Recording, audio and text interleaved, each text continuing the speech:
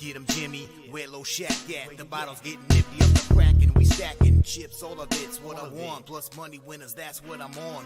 You can say I'm gone. I prefer elevated pub sports radio. Time to get educated, get produced, leave the juice, letting loose with so much abuse that the bookies wanna call a truce. They getting slaughtered. Can't forget Jeff and low baggers in the chat. That's a lethal weapon 'cause we be pubbing.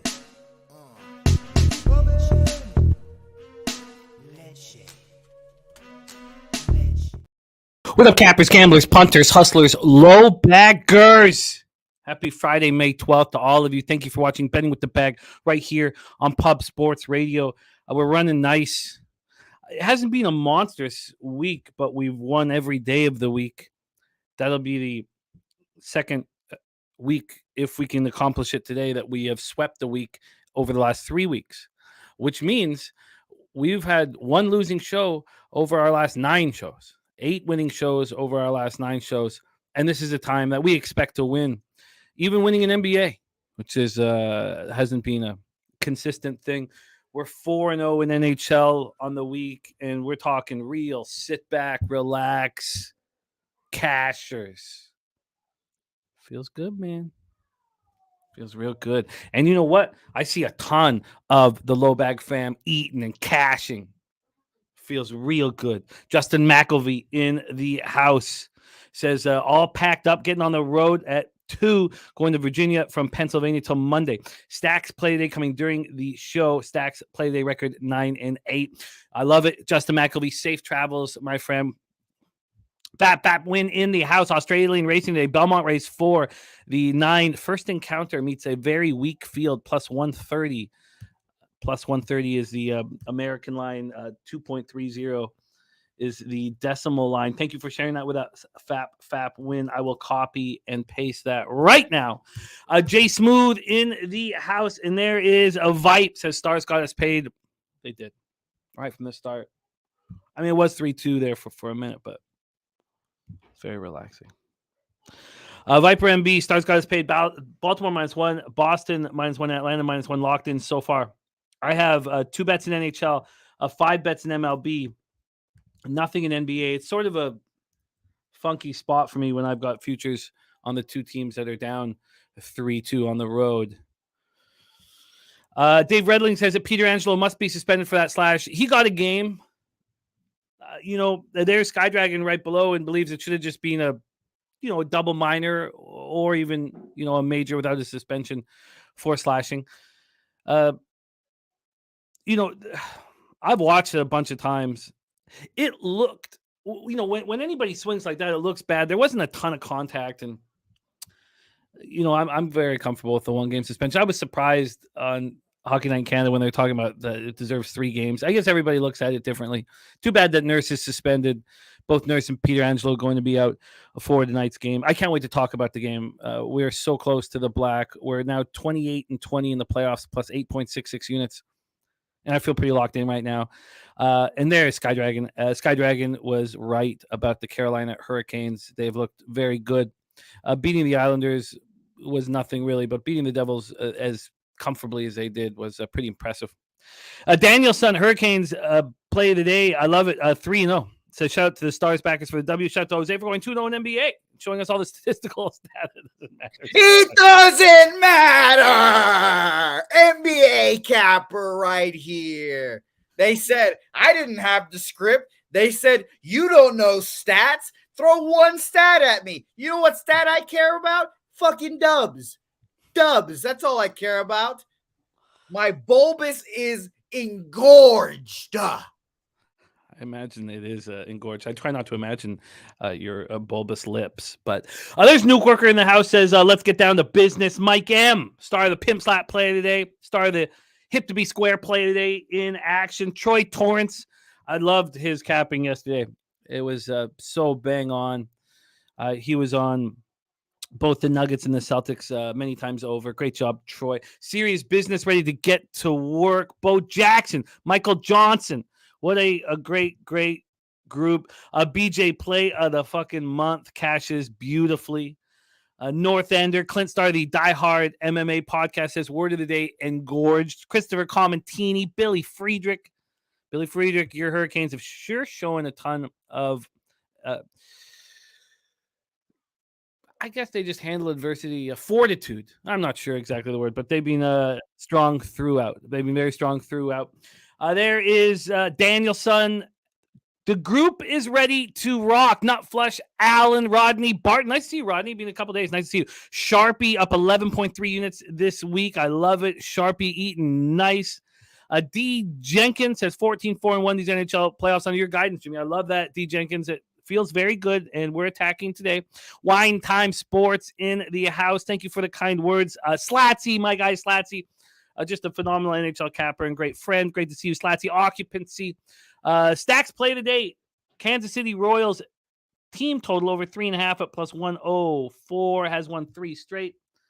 Let's get that copied and pasted. I love it. I love it. Let's get to work. We are going to review yesterday. It was a nice day. We went.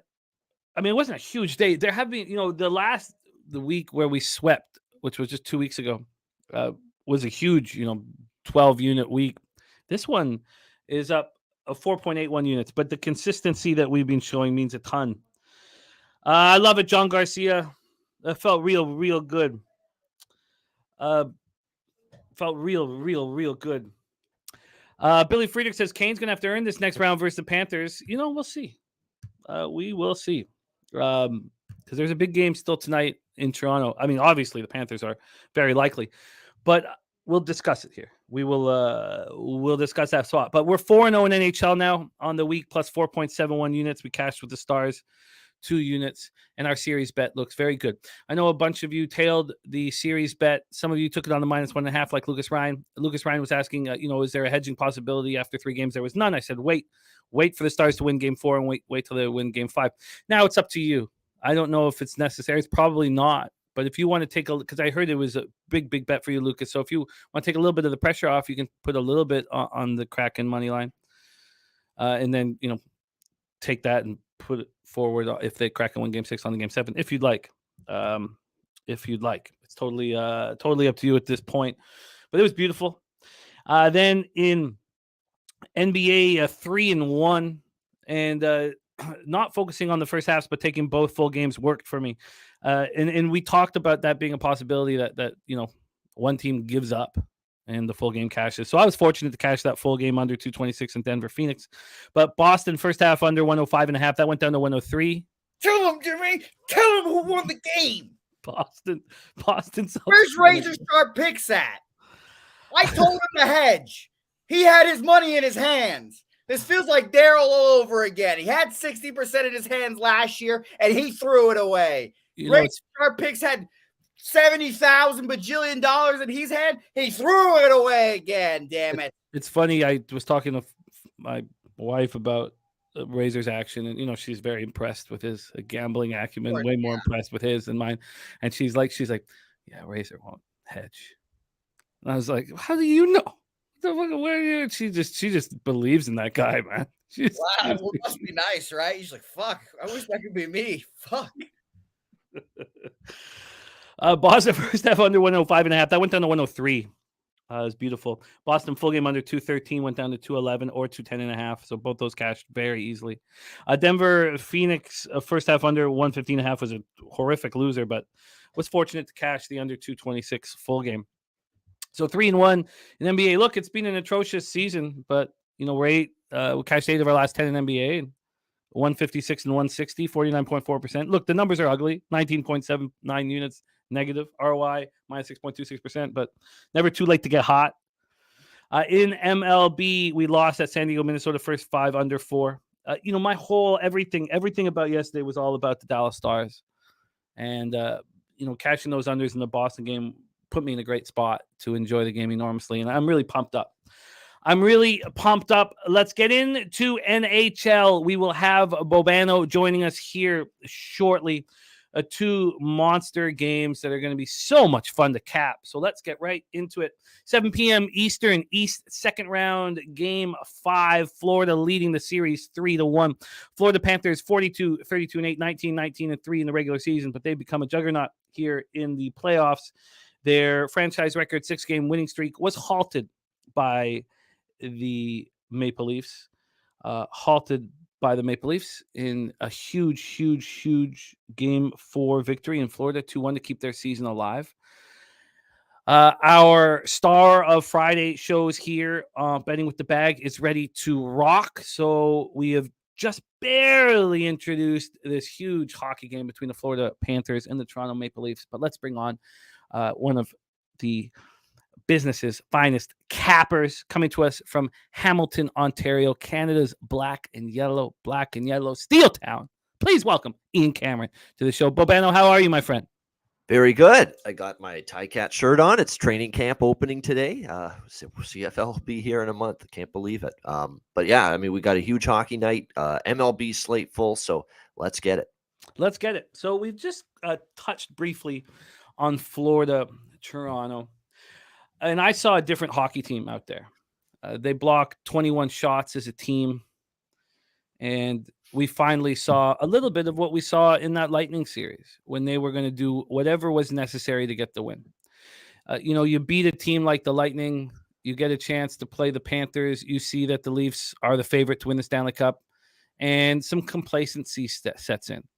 Some I feel pretty good about ourselves sets in. And they got slapped in the face, because we're in the second round of the NHL playoffs, and any team that's made it this far is quality. And they're saying all the right things. Nylander has been excellent in the playoffs, and he says it's not going to get easier. Sometimes you need to bring in a goalie like Joseph Woll and have him get hot. Now, it doesn't usually last through 4 rounds of the playoffs. There's Slatsy with a big $22 dono. Slatsy, you are a good man. Blessing our action here, blessing our week sweepage. And Slatsy said, can you please improve on the 9-1 record? We expect perfection here. Thanks to Slaughter for giving Jimmy and Bobano this amazing platform for all of us. That means a ton. What a guy Slatsy is, and what a huge part of our group. Thank you, Slatsy. It means a ton. John Garcia says, is there a lot of pressure on the Leafs tonight? Yes, there is. But something has changed here. But when I was talking about Joseph Woll stopping 24 shots in that first playoff start, we saw Akira Schmidt do the same thing. And that lasted long enough for them to get back in and beat the Rangers. And it's capable of happening here. Mitch Marner and Nylander scored goals. The big four hadn't scored a goal all playoffs. Johnny Tavares was blocking shots. They all were. Matthews had been blocking shots.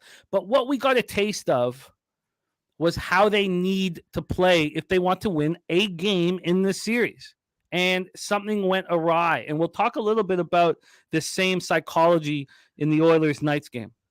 But after sitting with this for so long, seeing the Panthers struggle in the face-off circle at 44.1% in the playoffs against the Leafs team that was 4th overall, brings us sort of back to the reason why I was being so bullish on the Dallas Stars against the Kraken. Also, you have the Panthers with a 63.9% penalty kill. Now, the problem is their power play is 25.9, which over the playoffs, which is the same as the Leafs playoffs. And the reason why that 63.9% penalty killing number is so low is because of what the Bruins did to them. Because the Bruins had they would hit 40% of their power plays and still lost the series in 7. So I can't say that the Leafs have this huge special teams advantage coinciding with the face-off advantage that the Dallas Stars have over the Kraken, which was why I said maybe the Kraken are a better team, but you can't beat a team in a 7-game series if they have a big special teams advantage and a big face-off winning advantage. You just can't do it. You can't do it. And that is being proven, and it's not finished being proven yet, but it's being proven in that series. Here, after sitting with Joseph Woll coming in and with a ton of confidence, and which, and that's sort of an aside, it's too bad that Spencer Knight went through the issues he's gone through this year, because Spencer Knight took over from Joseph Woll at Boston College. And it's too bad that he was not around when Lyon was in charge of the crease. And we know one thing that's happened with Bobrovsky is that he's gained confidence. He's playing better than I've seen him play in a long time. And a 9-10 save percentage in the playoffs, it's shocking. But I saw Toronto understand what needs to be done to win a game in this series. And after sitting with it for 2 days, thinking that I was not going to have action on this game, about an hour and a half or 2 hours, maybe 3, I don't know. At some point this morning, I bet the Leafs on the -1 line to win Game 5. And I think they will do it. Take it away for us, Bobano. Great to have you back on a Friday. Panthers, Leafs, the floor is yours.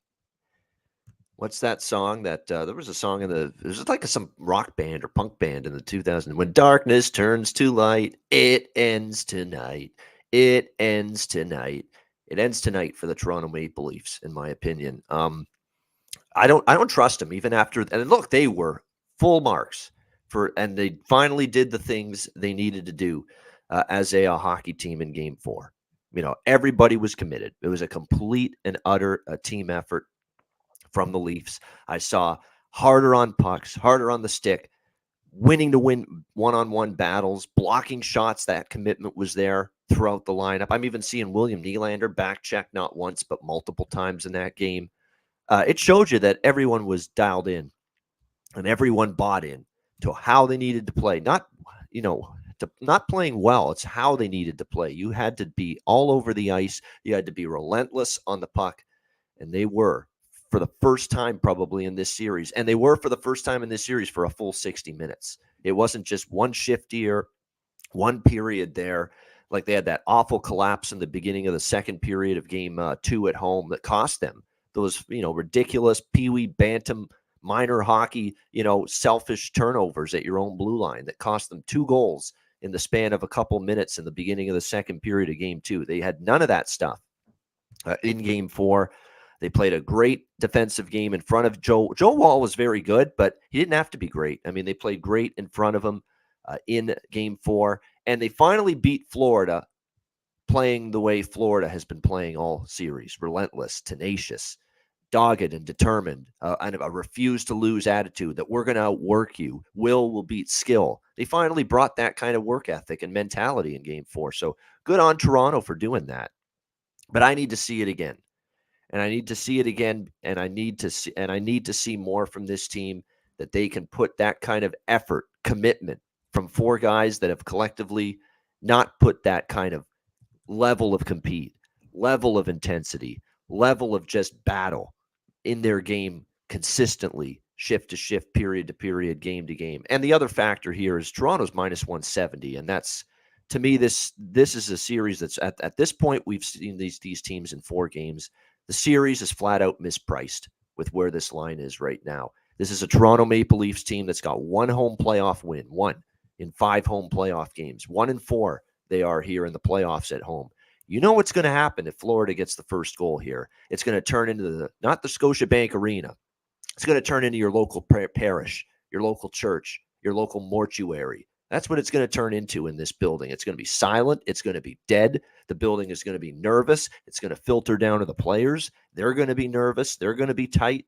And that bothers me, because this home ice experience in Toronto doesn't do anything to lift this team. Never does. Even in the playoffs, to me, their crowd is tepid, compared to what we've seen, with some other buildings. And if you look at the last game, Toronto did so many great things. I thought it was by far their best game in the series. But what did the final score end up being?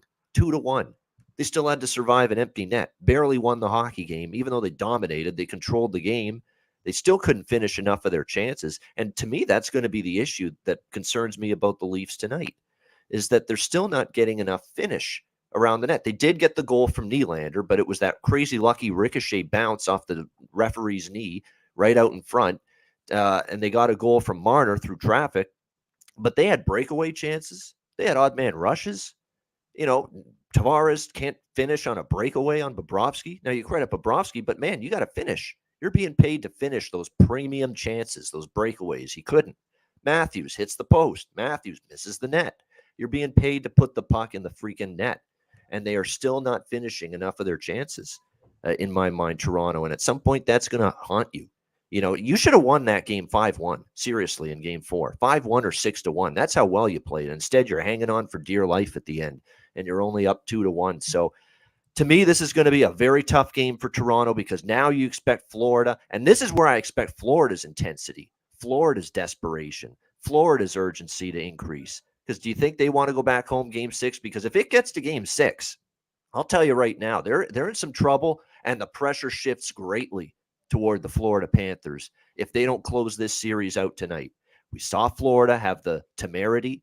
We saw Florida have the poise to go on the road in a game 7 in Boston when nobody thought they would win that game, to finish that series and get the job done on the road. Their road play has been better as the playoffs have gone on. There is just no way at the price being offered that I am not going to take the Florida Panthers plus 152 at Pinnacle, and that's what I'm on. Bobano on the Panthers at plus 152. Big shout out to our Troy Torrance for the $10 dono. Slatsy and Troy, I love seeing you guys cash and win, and you don't need to share with us, but the fact that you do means a ton to us, so thank you for that. I love this. I'm very excited about this game. This is the first time I've bet on the Leafs in this series, and I absolutely love the situation for them. I absolutely love having Joseph Wall in net, and he's fresh. I love Sam Bennett and Sammy Reinhart and Matthew Tkachuk. They're just perfect hockey players to me. I can't imagine the Calgary Flames brass letting go of a 4th overall pick in Bennett, who has truculence, and you got to just have patience with, and they don't have patience. And now they're all looking for jobs. Montour, how about the playoffs he's had? Incredible. Well, we talked about how this is not Barkov and Ekblad's team; it's Tkachuk and Montour's team. We talked all about that. I got to give Tkachuk a little, criticism here. I thought Game 4 was probably one of his worst games. He was very invisible. That's been rare for him. He didn't have a shot on goal, if I'm not mistaken, or at least maybe one late in the game. But he was very, very tepid, very, very unnoticeable on the ice in Game 4. So if you're Florida, you do need a little bit more from him tonight. Slatsy says, any look on the total? You guys have watched how I've been, I'm 4-0 this week and 6-1 in my last 7 in NHL, and I've been keeping everything real clean. I have a feeling that this game gets out of control tonight, that there's 5-minute majors in this game, and that Florida, like guys like Bennett, I just think that there's going to be liberties taken on the big 4 of the Maple Leafs. 5 games, 4 games, 4 unders in this series. Keep that in mind. There were a couple that were just bad beats, though, if you had the over. I mean, the first couple, it was just brutal if you had the overs in those games, because the total was 6.5. I think they both landed on 6. So it was close to both of those. I think I've said that for a couple games, though, that we're due for an over, and and to be honest with you, I'm a little worried about the full game over because Toronto's committed to team defense finally and blocking shots, and Wall's very good for a young goalie. And Florida, they've kind of adopted this, rely on Bobrovsky, who's playing at close to a Vezina Trophy level again. Let's be real, Bobrovsky's the only reason that was 2-1 the other night. He was fantastic. Even in a losing effort, he was terrific for Florida. He's playing great. I'd be worried about a full game under. I don't want any part of a full game over, I should say. I probably will look at the third period over. I'm not going to recommend it on the show, though, because it's over 2 minus 143 at Bet Rivers. It's a little too much price for my liking, but I will have a small bet on the over 2 in the third period. Elimination game, it's just something I do. And we cashed in Game 4 very easily on the first period under 1.5. It was 0-0. It was plus 150, too. It's beautiful. Beautiful. Bobano and I going heads up here. I'm on the Leafs -1 at minus 112. I honestly find that a fine price to pay. I know this is a team sport, unlike baseball. We talk about what happened in the game before, and we talk about the record. And look, we've seen the Celtics go 10-10 over the last 20 home playoff games. If Toronto wins tonight, I'll say this because we don't do a show on Sunday, and Game 6 would be Sunday. If the Leafs win tonight, I will not be on Florida in Game 6. I will tell you that right now. Not a chance. Not a freaking chance, because this is all about a good price on a team that's closed a series against the best team in the NHL on the road already, Boston.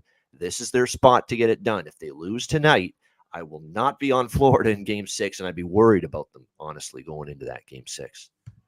I'm excited. I'm very excited. This game pops off at 7 p.m. Eastern. Bobano and I going heads up in this one. Let's move on to Game 2 this evening, 10 p.m. Eastern, West, second round, Game 5 series tied at 2. Oilers 50, 23-9, 27, 11-3 on the road this year. They were an excellent road hockey team. At the Vegas Golden Knights, 51, 22-9, just 25, 15-1 at home. T-Mobile Arena in Las Vegas, Nevada. Aiden Hill's playoff numbers will tell you that he's being strong. I don't believe it. I do not believe he had those 2 games where he didn't play full games and he didn't allow a goal. And it's different when you know you're the number one. He's never been able to handle this in his career. And I don't know if he can handle it here. I don't really trust Stuart Skinner. I mean, it's not like I'm sitting here saying there's a big goaltending advantage or anything of the sort. The Oilers come in off a big 4-1 win at home to tie the series up. The biggest fear for backing a team in the playoffs is, do they feel good about themselves? Are they complacent? We saw Toronto do that after the win over the Lightning. We saw the Stars do that,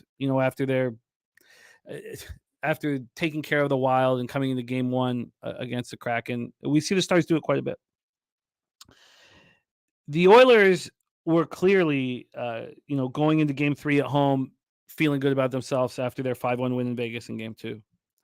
The 2-hand slash by Pietrangelo, however you want to handle it, the fights, the nurse fight, both of them being suspended. I don't want to get into whether it should be a game suspension, whether it should have been a double minor for slashing, or whether there is enough consistency with the referee situation, because there isn't, But the energy and passion and anger in that hockey game has now made this series personal. And because it's personal, I moved on the Edmonton Oilers yesterday, I believe, on the -1 line. You have Nurse going to be out, and that's a loss, but Bouchard and Ekholm will play 30-plus minutes tonight, both of them, especially Ekholm. Is it a loss, though? There's a lot of people who Darnell Nurse, man, he has his bonehead brain cramps sometimes. And look, he's important. I get it. And when he's on his game, he's terrific. But I still want his size out there. And you make a good point, Bobano, because we have, cappers in our chat from Edmonton who just want him off the ice. Our great friend Drinking Hand is just sick of watching Nurse play. By the way, Drinking Hand made a huge bet on the Oilers in Game 4. Huge bet. We're talking, almost 40, 50 times his unit size. So a couple things happened. One, I think Aiden Hill is vulnerable. 2, Mark Stone is hurting. And he's a guy who's got, so much character. And he's going to battle through it. But he's clearly in pain. 2, 3, this is personal now. Nuge got off the schneid. That was hugely important for him to feel good about himself after a 100-point season. And you can be sitting here saying, Jimmy's on the Leafs and the Oilers. I mean, the Homer stuff. I hate every Canadian NHL team. I want them all to lose. And I'm not I'm not joking. I would be happy if no Canadian team won another Stanley Cup until the Canucks win their first. I want them all to lose. So we'll put that to bed. Now, you guys know that I have futures on the Edmonton Oilers. So why would I be risking anything here? Because I sat for a while going, oh, it's personal now. It's personal to McDavid now. Stone's hurt. Take Pietrangelo off the ice. Take Nurse off the ice. Who does that help? Probably helps the Oilers a little bit. I'm on the Edmonton Oilers on the -1 line. I got plus 127. That's a great line. I got -125 on the money line and plus 185 on the puck line. So that is my action. My friend Bobano, take it away. I'm with you here, but I'm playing it in a different fashion.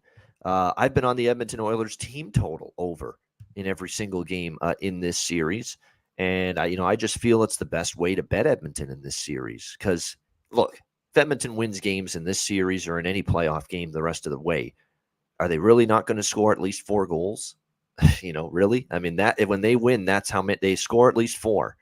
And that seems to be the case with the Oilers. Now, their team total, I believe, going back to the LA series, their team total has gone over in 6 of the last 7 or 7 of the last 8. So it's been a pretty damn good run with this. In fact, I was on the team total for the Oilers over, which won in game 1 of this series, even though they lost the game. Remember game 1, they lost 5-4 to Vegas. And that's the beautiful thing about betting the team total with the Oilers. They don't even have to win the game for me. Score 4 goals, which I have firm confidence in them doing tonight, and that's going to be a winner. So for me, it's Edmonton team total over 3.5 minus 110 at Pinnacle right now. Great price on that as well. I think it's just an absolute terrific price getting that at around even money. Again, this team has been pretty much good to score 4 goals or more in the majority of their games. And as far as you look at the situation, I knew they were going to do this. Obviously, Darnell Nurse got the automatic 1-game ban, 1-game suspension for instigating a fight in the final 5 minutes against Nick Hague in Game 4. We saw that, and they were going to uphold that. They're not amending the rule just because it's a playoff game. You start a fight, and they're in their, what they believe he started the fight. He kind of did, so I don't mind that 1 game. But I was surprised they only gave Pietrangelo 1 game. That was a vicious baseball bat type swing, 2-hand chop, to Leon Draisaitl.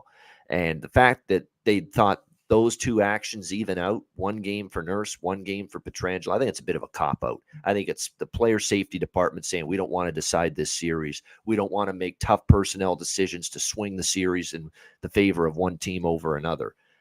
So I would have given Pietrangelo 2, maybe even 3 games, quite honestly. But I think they also looked at it that he's not a guy that's got a history of, bad incidents on the ice. That being said, that was a bad incident. That was an awful incident. Very fortunate that Draisaitl was okay, because he clearly could have had a broken fucking wrist after something like that. But at the end of the day, 1 game for Nurse, 1 game for Pietrangelo. And you talk about which absence matters more, it's Pietrangelo's absence for the Vegas Golden Knights. He's been great. He's had a terrific playoffs, great at both ends of the ice, plays in all situations, gets the rush started. That's a big hole to fill now for the Vegas Golden Knights. And Vegas does have solid depth on the blue line. They're going to probably put Braden Pahal in there. Yes. Yeah, that's what I thought. Braden Pahal's going to go in there. He's a young kid. But again, this is, I believe, is maybe his first playoff game, or one of his first. He hasn't had a ton of minutes here in the playoffs, and he'll be solid. But and Martinez is going to end up on the top pair tonight with Shea Theodore for Vegas. But it's still a loss. Pietrangelo, he does so much for you on that back end. And as for Edmonton, without Darnell Nurse, you're probably going to see more Brett Kulak.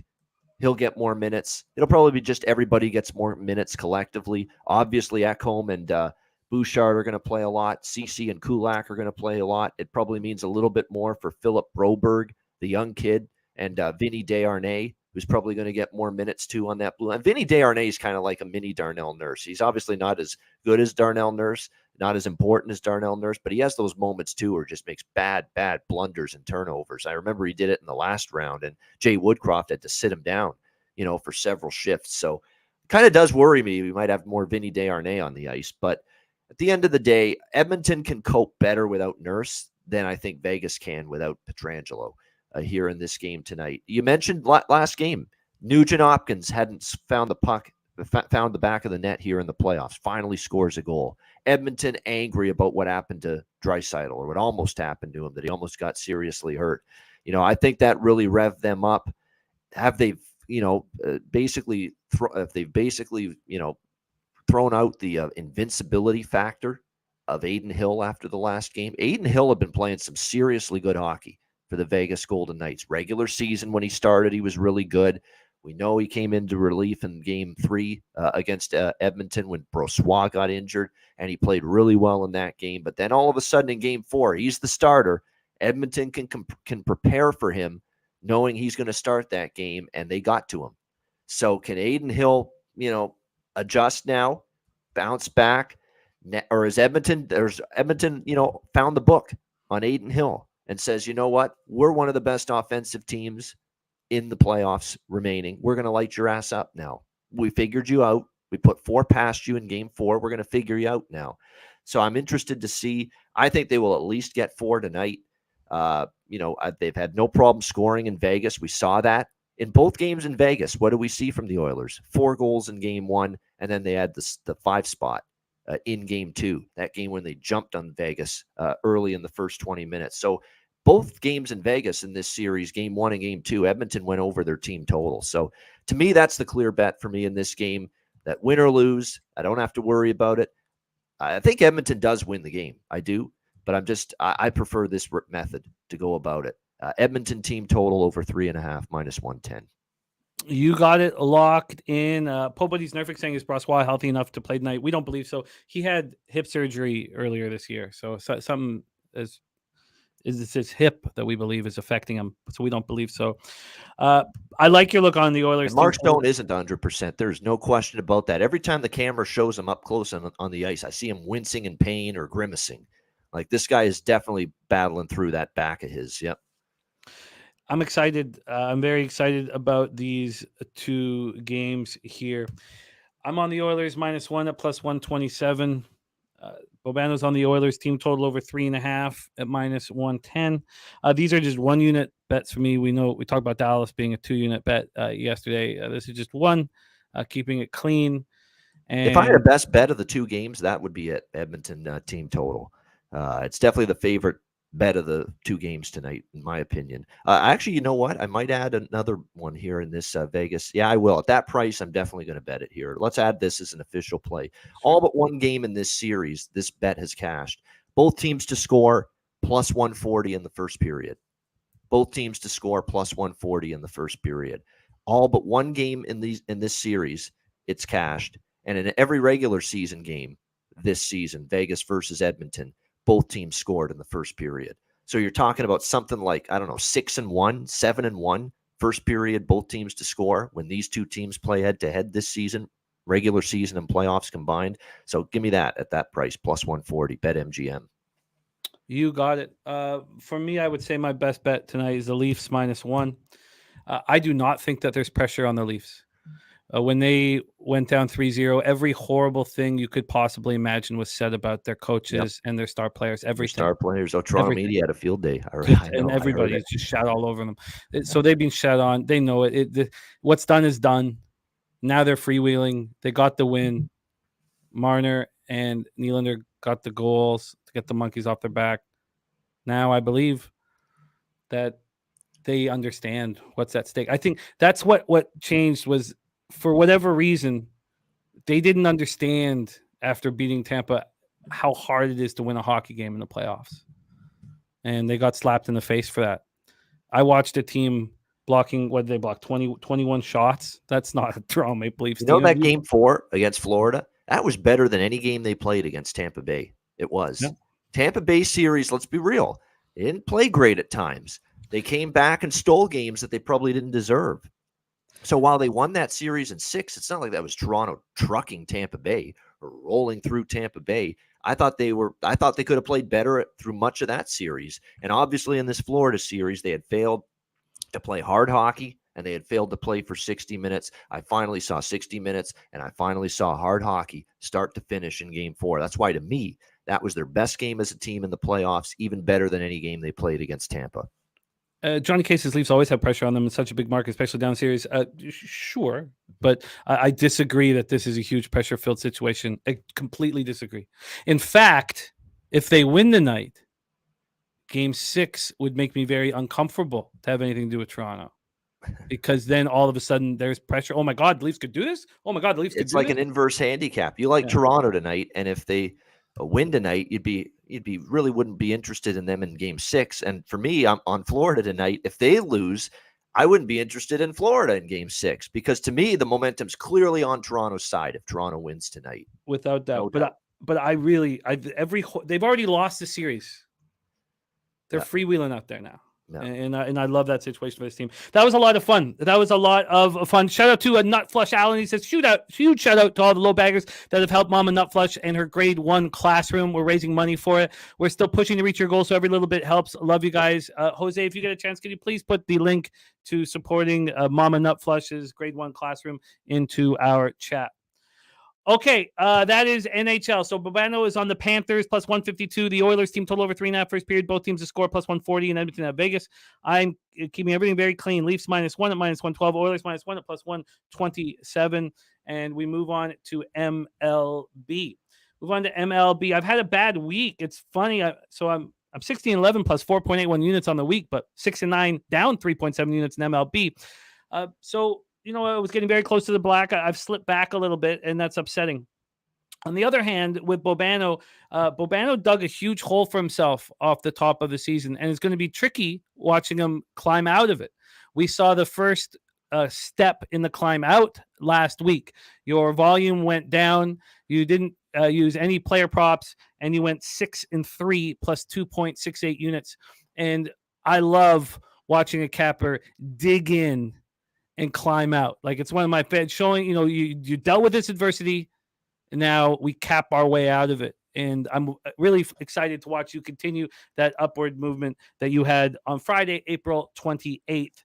So let's get to probably my roughest patch of the entire season in baseball has been this last week to 10 days where, I had a terrific April, and it just happened to be one of the worst days in April for me was that Friday that dug the hole for me here on this show. But the last 10 days have been tougher. I mean, we've had, we'll see how it goes here. But yesterday was a little bit better, which it was a short card. I didn't have as many bets yesterday, but we were profitable. So it's a good sign, and hopefully we can have a nice Friday here. Let's get to work. A Sharpie having a big year, plus 13.25 units, really leading here for the MLB cappers here at the channel. But everybody saw those K props. Yep. And everybody saw what our records were at the end of last year.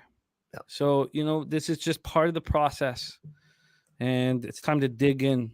And I've done exactly that with this card. I like this card very, very much. Let's get to work. We start at 6:40 p.m. Eastern. The Cincinnati Reds 16-21, 4-12 on the road at the Miami Marlins, 19-19, 10-9 at home, Lone Depot Park in Miami, Florida. We have Graham Ashcraft going up against Yuri Perez. This is going to be a fascinating game, and I can't wait to talk about Yuri and Graham for that matter. But let's stick with the way we handle things and our plan. We start with the weather. It looks like the roof's been open more lately. Jose, I don't know if you could look in to see what's going on with the roof. I find it very difficult to get the roof information in Miami. It was closed almost every game last year, and then it started to be opening more and more this year. It is a double-digit wind, so maybe they do keep it closed. I'd love to hear from you. Rocco Rogers says Yuri Perez over 4.5 Ks plus 130. So hyped for this, man. I can't wait to talk about him. Let's go into the line history, though, first and foremost, and then the cash flow and move forward. So line history for this one.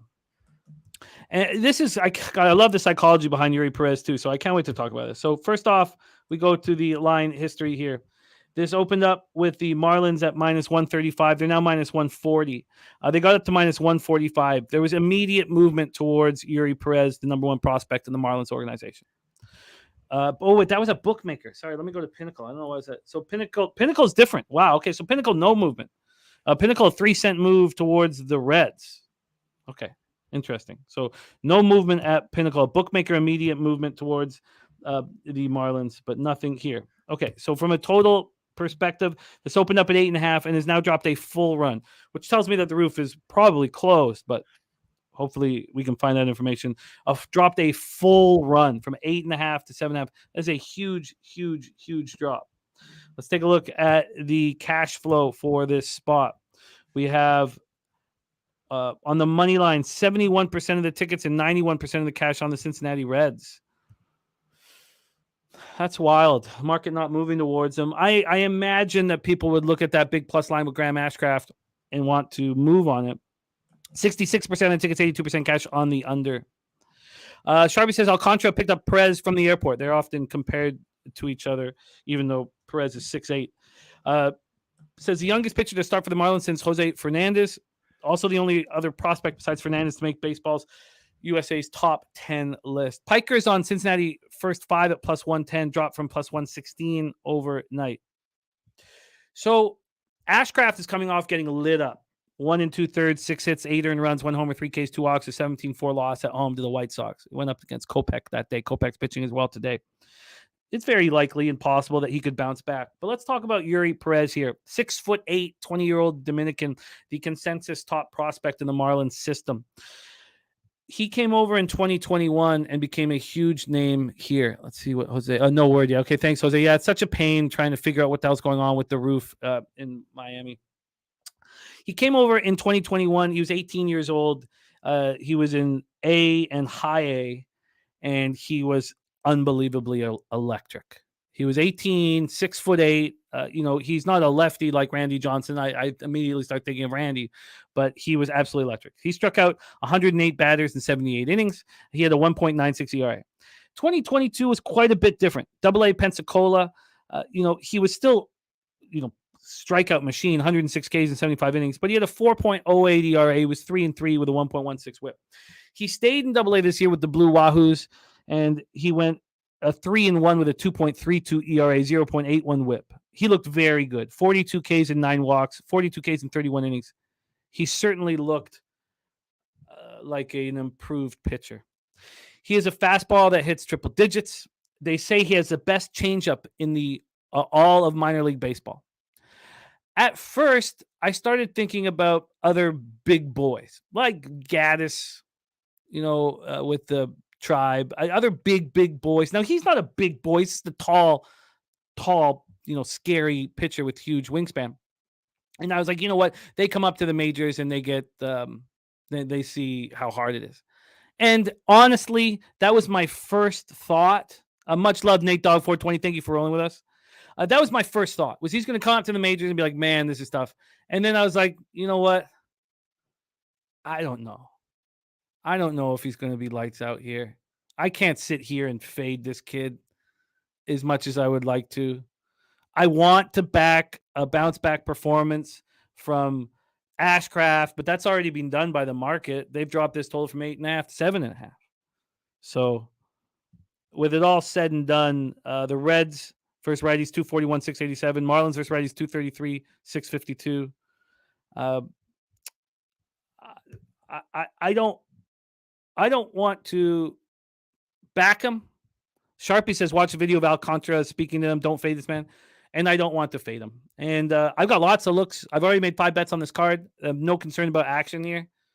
But unfortunately, with this Yuri Perez breakdown, I'm going to be on the sidelines as a very curious observer. Take it away, Bobano. Our first game on the MLB card, 6:40 p.m. Eastern, Lone Depot Park, Miami, Florida, Reds, Marlins. Yeah, I mean, this is very interesting. Graham Ashcraft in the last start against Chicago. He was terrible. And I was on, I think, Cincinnati in that game against the White Sox, 8 runs. So I wasn't very happy with him that day. But he was pretty damn good other than that one game. Let's not forget that. I think 2 runs or less in the majority of his starts.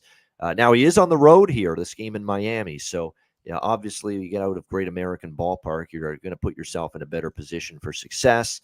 He probably will. I think he's given up 2 runs or less in every road start this year. And the last road start in San Diego, he pitched a gem, really. 1 run in 6 innings, pitched really well. Pitched in Miami last year against this Marlins team in August. 1 run gem in 8.1 innings, nearly had the complete game against this Marlins team. So he shut this team down completely last year in Miami. It was a little bit more tougher for him when they faced them in Cincinnati, but here in Miami, he mowed down this Marlins lineup. So it kind of does feel like he does bounce back here. Ashcraft probably pitches better, much weaker lineup, and a much better place to pitch.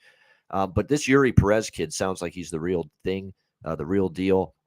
He's got 4 different pitches, electric movement, incredible. The ball just apparently it tantalizes the hitters. Everything I've read is that it dives right out of the zone. Just when you think you've got a perfect pitch lined up to just crush and rip out of the ballpark, it just dives. He's got late life in his pitches, 4 different pitches, can change speeds.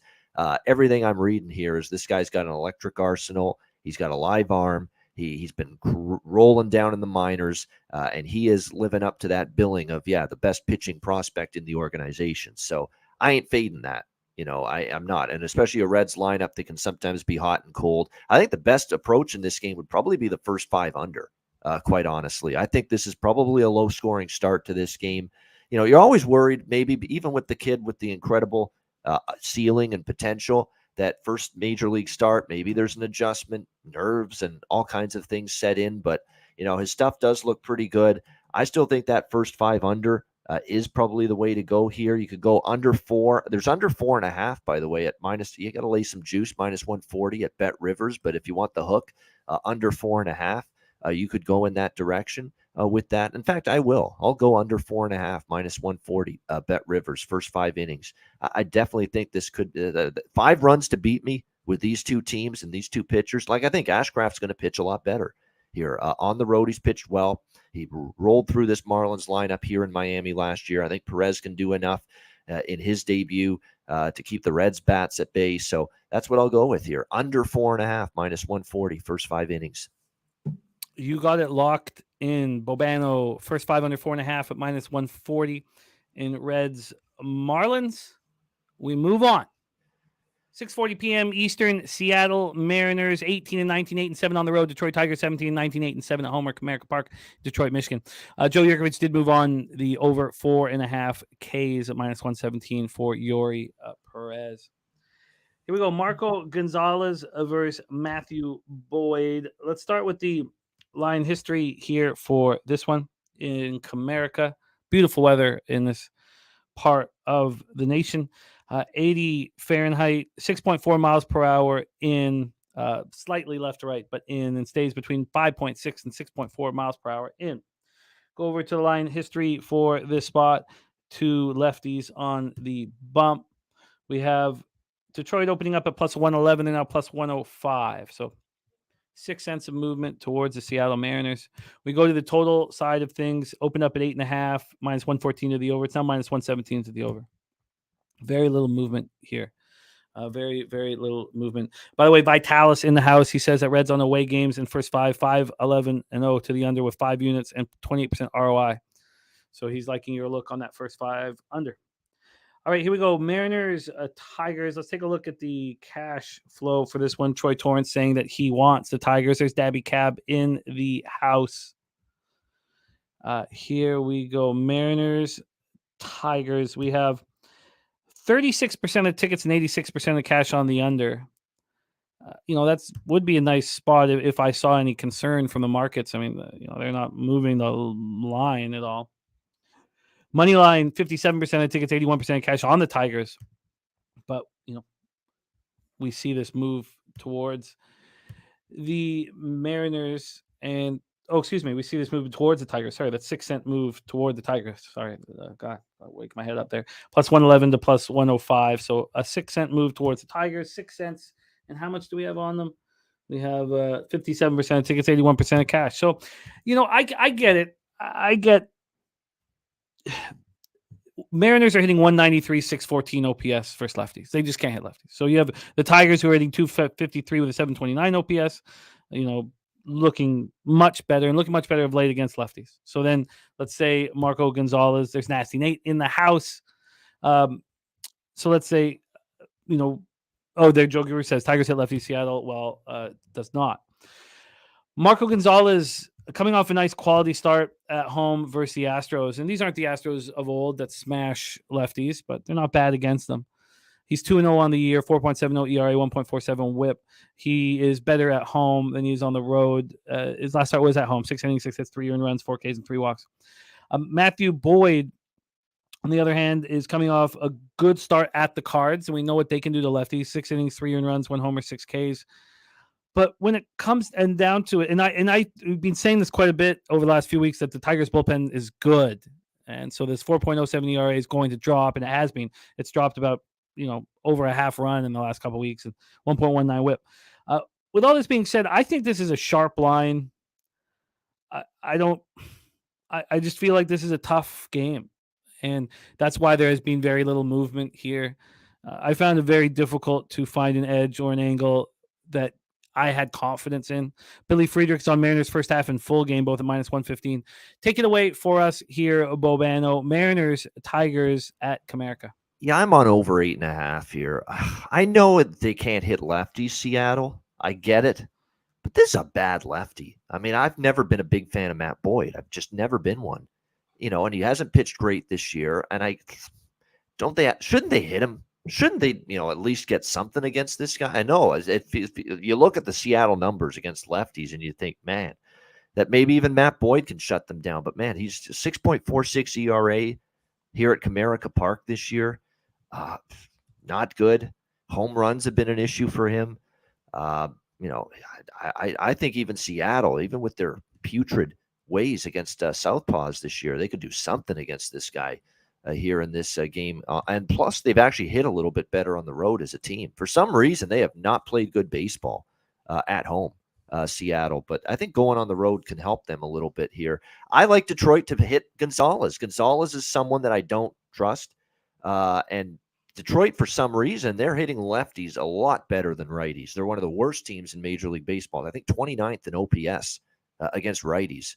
But against lefties, they're middle of the pack. In fact, they're a very solid, I think, 740 OPS against lefties. Much better than they are against righties. And I've been on Detroit a few times. Some team total overs, some full game overs, some Detroit money line sides with them when they faced lefty pitching in recent weeks. So I definitely would lean Detroit a little bit. I just don't like Matt Boyd. That's the thing. That's what's going to keep me off. And that's what's going to veer me toward the full game total instead. Thinking that Seattle can at least do a little something against this very mediocre to below average lefty. And Detroit can certainly do some damage against Seattle and Marco Gonzalez, as they've been hitting lefties quite decently. So, and the total's reasonable here in this game. And the weather's beautiful. It's going to be a warm Friday night in Comerica Park. So that's good for hitting conditions. Over 8.5, minus 118 at Pinnacle. You got it. I have minus 117 at Pinnacle. Is it stale? Oh, is it? Take a look and see if not, it's at BetChris and Bookmaker at minus 117 too. It's only 1 cent, but hey, every cent counts. You got it. Over 8.5, minus 1. It is 117. Okay. So my screen's incorrect. You are locked in. This one doesn't feel like enough for me. Joe Yerger says bullpen will play a big factor in this one. Look, I know that the Mariners bullpen is the lowest ERA in the league, but I do not think that there's that big of a difference between the two bullpens at this point. And maybe that's crazy talk to some, but I really think the Tigers bullpen is better than the numbers indicate. Hunter Engelhart says righties in lineup are going to sharpen Boyd's tits. King Art loving Detroit today. Pool Buddies Nerfic saying Matt Boyd not getting out of the fifth inning. He may not be that big of a factor. Mike M says buy his RBIs 5 of the last 6 at home. Looking at buy his RBI plus 175. And I am off of that one. Let's get to my first bet of the day. So I told you guys that because I do radio in Toronto at 7 in the morning on Fridays. And I was, I need to have action for that show. Like, I'm not just going to come up here and say, I kind of like this and I kind of like that. And so I'm tracking those bets this year to see, because at that point when I lock in the night before, and I know I give out whatever line's available at the time of the show, but I have to lock in. So I'm 5-1 on the 6 bets that's happened for, and that's given me a little bit more confidence to fire away and not wait for the market to kind of push me in some direction. And this was an interesting one: New York Mets at Washington Nationals. The Washington first 5 at Bet365 was plus 115, while the full game was plus 110. And I was like, how is that possible? That's absolutely ridiculous that you would have more confidence in the full game than you would in the first 5 when you have Mackenzie Gore. Now, the bullpen hasn't been bad for the Nats, 4.55 ERA, 1.41 whip. But I couldn't believe it. So I was like, I'm just going to bet it. I'm going to try. If it's working right now, 5-1 on these bets that I make the night before on Fridays, I'm just going to trust it. So then waking up this morning and seeing the same plus 110 on the full game and plus 105 on the first 5 felt good. So I'm on Washington first 5 at plus 115. Let's take a look at the weather here. My first action on today's baseball card. We have Mets. Here we go. 83 Fahrenheit, 6.2 miles per hour out to right center. It dies down to 5.1. It's warm. Weather's blowing out a little. And then we have line history here for this one. McGill versus Gore. We also know that Tyler McGill, they don't want him to be part of this rotation. That he doesn't pitch every 5 days. Pinnacle opened this up at plus 120. When I did my show this morning, it was still at plus 111. This got down to plus 103 at 11:18. So that was a 17-cent move. There's been 4 cents of buyback. I was concerned that there wasn't enough buyback. It was when I made the bet, 99% of the cash was on the Nats. This morning, 97% of cash was on the Nats. So we're going to see what it is now. And that's not a place that I want to be in, but I had to trust what's going on. And the records indicate for me to trust moving forward. before the market, pushes me in a direction. Total opening up at 8.5 at -117. It's now at 9 at -105. Let's go over to the cash flow here and see if I should be concerned. 60% of the tickets and 88% of the cash. Love that. Excellent. So there was some buyback, at least ticket-wise, with small bets on the Mets. I love that. 40% of the tickets, 12% of cash on the Mets. Perfect. 66% of tickets, 60% cash on the over. I don't really want to be involved in the over. There's Carlos Garcia back in action with us, and he's got the Reaver. That's the Reaver. The reverse cowgirl play of the day is the Padres money line. I'm going to copy and paste that. Enough LaShawn says the Nats are scrappy. I like betting the Nats. My ROI is strong with the Nats so far this year. And I kind of like that offense is better than it looks. But I love Mackenzie Gore on the hill. And I love betting against the Mets when there's a lefty on the mound. Mets rating 235, 17 OPS. McGill coming off a 4 2/3, 6 hits, 3 runs, 4 Ks, 3 walks, and a 5-2 loss at home to the Rockies. He's got a 4.33 ERA, 1.50 whip, 27 Ks to 18 walks. It's not the kind of K to walk ratio. He can't get the strikeout when he needs one. Mackenzie Gore coming off an 8-7 loss at Arizona. 6 innings, 8 hits, 2 runs, 1 homer, 9 Ks, 1 walk. Now, he just faced the Mets on April 26th, and he shut them down. Do I expect him to shut them down quite as well as he did before? I'm not sure, but I do think it's possible. I don't think that this is going to be a zigzag situation with something we believe in often here. On April 26th, he went 6 innings, 4 hits, 1 earned run, 10 strikeouts, and 2 walks in a 4-1 win at the Mets. Hunter Engelhart is on the Mets full game, parlayed with the Cardinals first half. I'm just on the Nats first 5 plus 115. I tweeted it out last night, bet it last night. Bobano, the floor is yours. Nationals Park, Washington, D.C., Mets, Nats. Yeah, same bet. Nat, and I bet Mackenzie Gore's I told you, I think I said on this very show earlier, one of my other Friday appearances, Mackenzie Gore's the only guy I'll bet in this rotation for Washington. Actually, no, that's not true. That's not true. False. Forgot about my guy, Josiah Gray. And I was on Josiah Gray just a couple days ago against San Francisco. So 2 guys on this rotation, two starters that I will look at backing for this otherwise not very good Nationals team. That being said, how good are the Mets? Mets aren't much better than the Nationals right now if you look at the win-loss record at this point in time. But no, I like Gore. Gore's got good stuff. He can get swings and misses. The Mets are below average, bottom half of the league against lefties. So, and he already shut him down, as you mentioned, earlier this season. And this team sucks right now. Let's be real. They're absolutely awful at the moment, the Mets. Now, they did get a win against Cincinnati in the second game of that series with Verlander, but then they come back yesterday and they get shut out somehow 5-0. So just awful baseball. The Nats are actually, 3 wins in their last 4 games, picking up a little momentum, 6-3 in their last 9 games. This Nationals team. Yeah, very easy decision here for me. I like this pitcher. I've cashed with him already at least once this year. And the Mets is road favorites right now, the way they're playing. And McGill, quite honestly, here in his last few starts for the Mets hasn't been anything special. Yeah, for me, it's the exact same look in this one. Washington, first 5 innings. Unfortunately, the price is not as good. At -104 at Bet Rivers is the best price right now with this first 5, but I'm on it as well. I think you're still the only spot you can get plus money is at Pinnacle. I believe they still have it. I'm going to go right to the site here so we can get you a plus money spot because I think it's plus 104. No, -103 there. Yep. Wow. What fast? No, oh yeah. Wow. And again, this is definitely a first 5 only because you are talking about Washington bullpen that is a 5 ERA in their last 10 games and almost a 5 ERA on the season. So you don't want much to do with that pen. And we have a note here that Bet Online has a plus 104. Really? Wow. I'm going to check that out here. Yep. See if I can get that here. So here we go. Sorry, let's move. I have a plus price because I bet this thing earlier this morning. So I have a plus price. But as of right now, that's what we're talking about. Is there a plus price right now on the Nats first 5? Oh, of course. I was thinking of, that was my bad. I was thinking of looking at that full game there. Plus 107. Oh, no, -108 for the first 5 at Bet Online. Oh, he means plus 104. Yeah, full game. He's talking about. Oh, okay. He's talking full game too. Okay, yeah. So minus. That's the best I can see. -103 at Pinnacle for first 5. Yep. You got it. Same with that bookmaker. All right, let's roll on both Bobano and I on the Nats first 5. We move on 7:05 p.m. Eastern. Pittsburgh Pirates 21-17, 11-8 on the road. It's Baltimore Orioles 24-13, 11-5 at home. We're at Camden Yards in Charm City. Let's take a look at the weather here in Baltimore. Over here, 81 Fahrenheit, 7.1 miles per hour out to left field, between 7.1 and 5.8 out to left. Nice weather in Baltimore.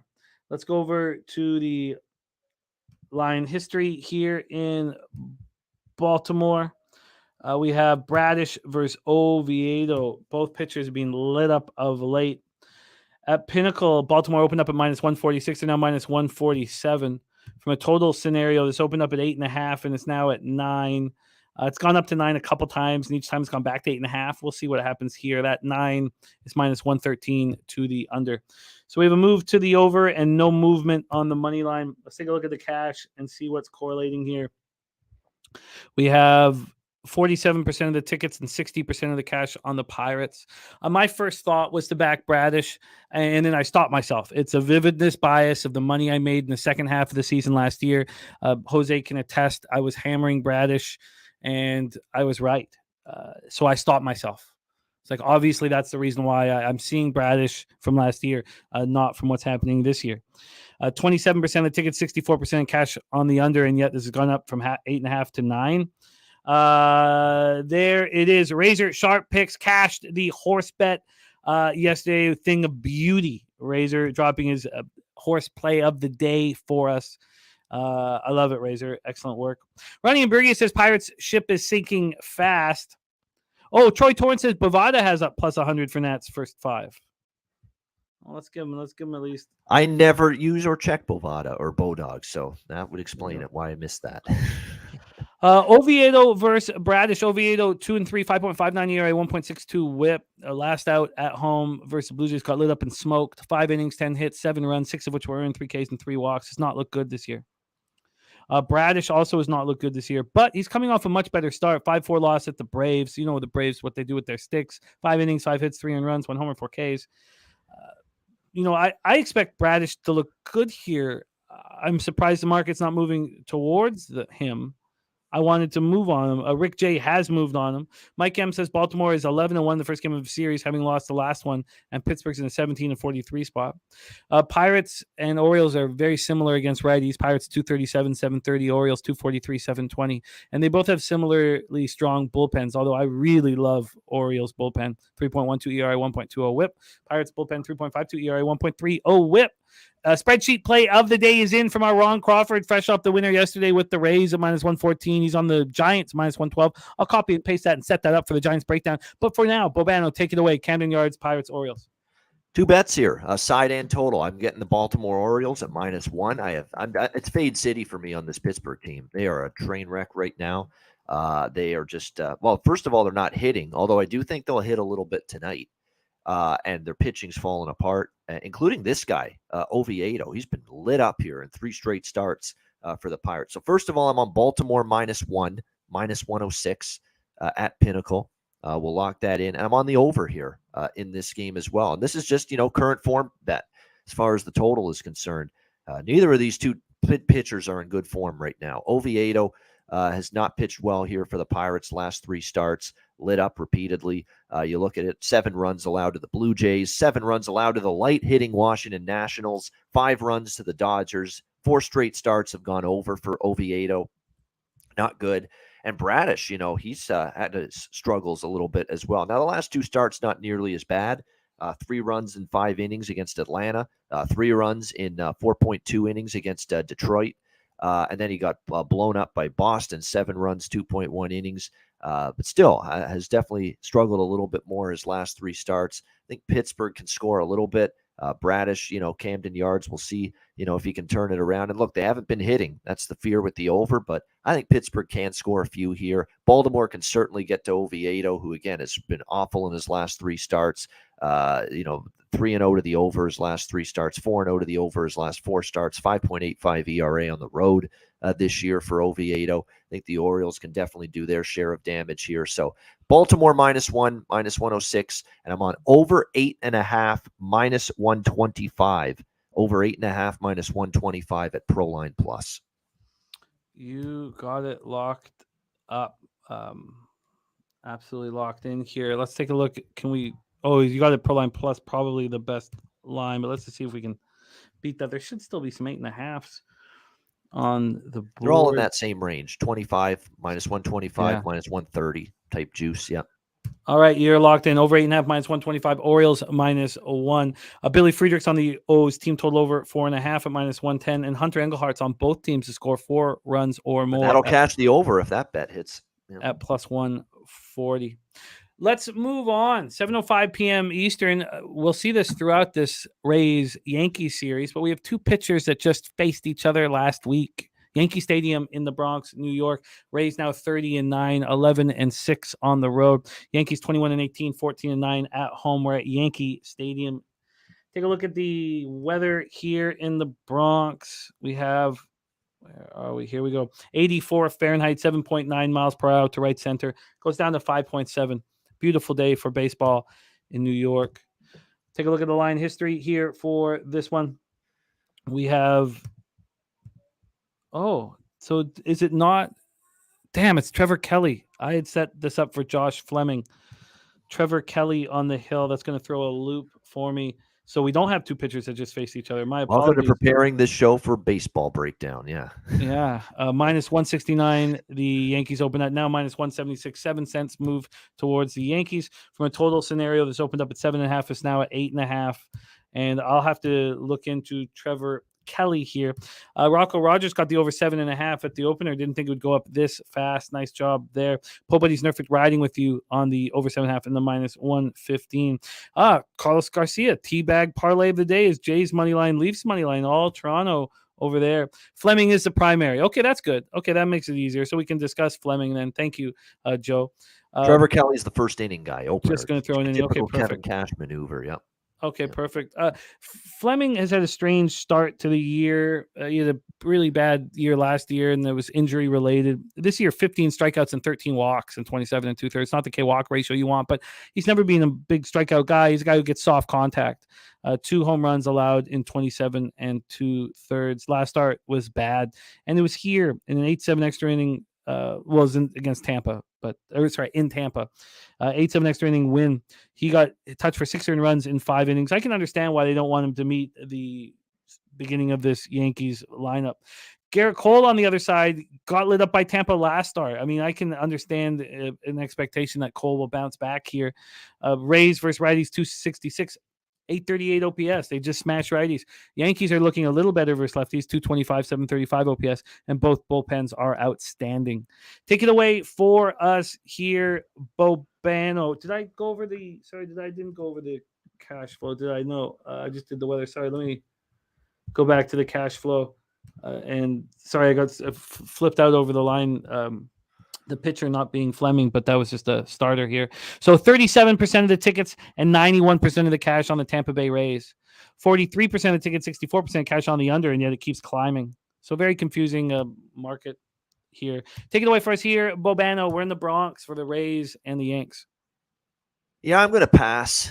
I think if you bet the over early, you might be in the on the right side here with it. I mean, we saw Garrett Cole got lit up by Tampa Bay just recently when he pitched against them, and I could definitely see the Yankees scoring against Fleming. Fleming's not great. I mean, he's going to be the primary, but he's got a 4.5 ERA. He's not great by any stretch of the imagination. So the Yankees should be able to score here, but 7.5 up to 8.5, and then I saw obviously Cole, got buried by Tampa in his last start, but before that he had been pitching pretty well. And if you actually look at the way he pitched against the Rays last year in 2022, he dominated them. So maybe that's a one-off. And the one thing about Garrett Cole is, look, he just faced this team last week down in the Trop, and he got absolutely crushed.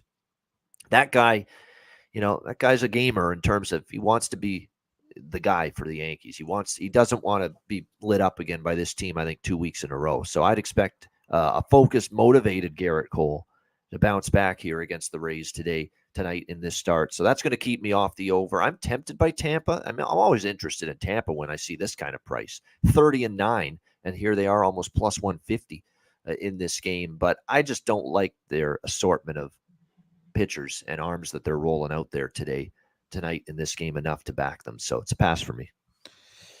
It's a pass for me. I would have some interest in the bounce back start as well, but I see these big bets on the Rays, and there's spots that I love on this card, so we'll move on. We already heard from our guy Carlos Garcia that he's on an all Toronto parlay. Let's get into that Jays game, 7:07 p.m. Eastern. Atlanta Braves 25-12, 15-3 on the road. My goodness. Toronto Blue Jays 21-16, 9-3 at home. Anthopoulos comes home to the team. He should be, how good would we have been if he was still in charge up here? Maybe the Braves don't have the World Series, and maybe the Jays have one. But the Rogers, the company that runs our team is they don't respect. The Anthopoulos comes from the mailroom in Montreal. He was head of the mailroom. He worked all the way up, but these white collar ass clowns only care about white collar executives.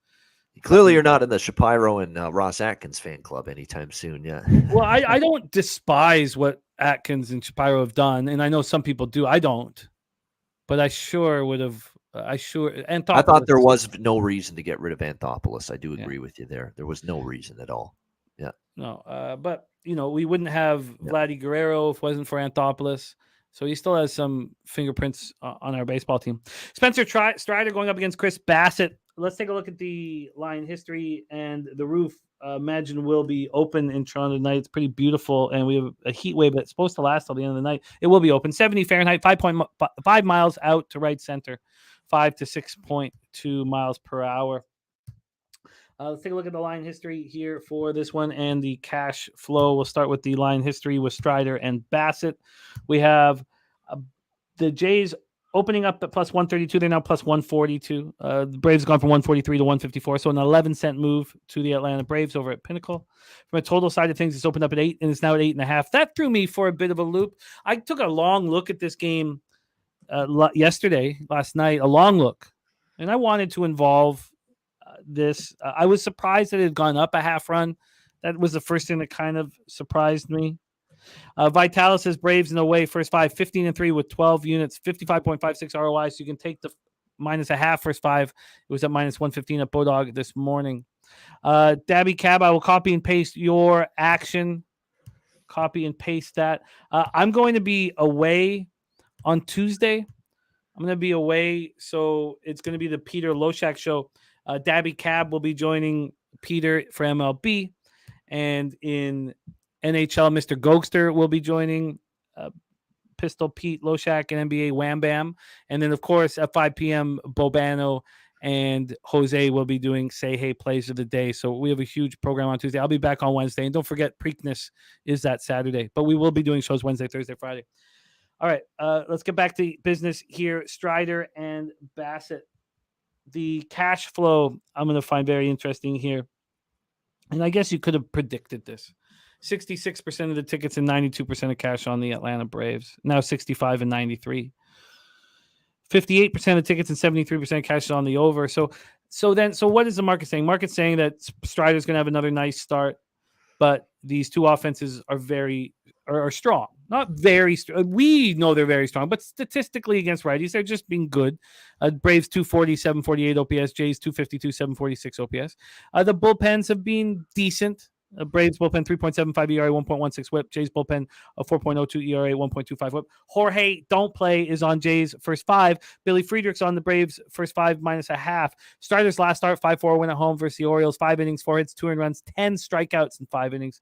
2.70 ERA, 0.93 whip. Nary a loss on his loss column. 4-0 on the year. 67 strikeouts in 40 innings, and he's only allowed 2 home runs. He looks spectacular.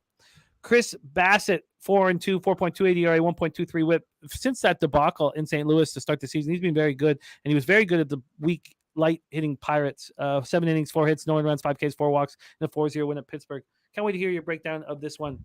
Rogers Center in Toronto. Braves, Jays. Yeah, they're more interested in making the fan experience better rather than paying good general managers. Rogers, yeah, exactly. Getting the social places in the ballpark now in Toronto. But yeah, I mean Spencer Strider is one of my favorites. So Jose knows this. I've talked about Strider. I've actually got a future on him to win the NL Cy Young this year. Spencer Strider, I think the world of him. I think certainly from a strikeout standpoint. Now the strikeout props are. I did bet that once again here with the Strider, but boy, it's getting up there as far as the numbers with it. I mean, we're looking at what 8.5 now at plus 118 at FanDuel. I mean, it's a massive number. He's got to get 9 strikeouts now to cash that ticket. But man, this guy is a K machine. 10, 13, 9, 9. He's actually gotten 9 strikeouts or more in all but one start. And in the start, he didn't. He only pitched 8 innings against the Mets. It was his roughest start of the season, and he still got 8 strikeouts. So I'm going to still bet that with over 8.5 plus 118. Even with Sharpie warning me there with the they're begging you. I've been on it all season, Sharpie. So if I lose today with that, so be it. I still over 8.5 plus 118 with that strikeout prop there. And I like Atlanta here -1 in this game. Like I said, I'm in the fan club of Spencer Strider -1, -125 at Pinnacle with the Braves full game run line. And look out, the Blue Jays bullpen starting to become a problem again. 5 ERA for the Blue Jays bullpen in the last 10 games. Not exactly good. Atlanta, day off after losing the final game against Boston. Road record's been good. Bassett has been better. Chris Bassett's definitely been a little bit better his recent starts, and he had a gem against Pittsburgh, but he faced a Pittsburgh team that hasn't been hitting a lick for over a week, if not 2 weeks now. So going to be tougher here against Atlanta. Bassett's home ERA at Rogers Center is still not great, 4.15 entering this start. Yeah, I like Atlanta here in this opener. You got it. Yeah, I was just sitting with this for so long, and let's go back just to the market movement on the side here for this one. 11 cents to the Braves with a little over 90% of the cash, and then on first 5 here we have to go over to Bet Online for that first 5. Let's see what's happened there. No movement, but it didn't come out till 7:25 this morning. I think the roof being open is why the total is kind of 8.5 shaded to the under to 8.5 shaded to the over. I think it's because the roof's going to be open and it's a warm night. I'm off of this spot here, but I can understand backing Strider over Bassett. Mally Mal dropping his action here in the chat. Marlins first 5 -0.5. Red Sox over 10.5. I can't wait to talk about that game because I got the 10 last night. Brewers first 5 -0.5.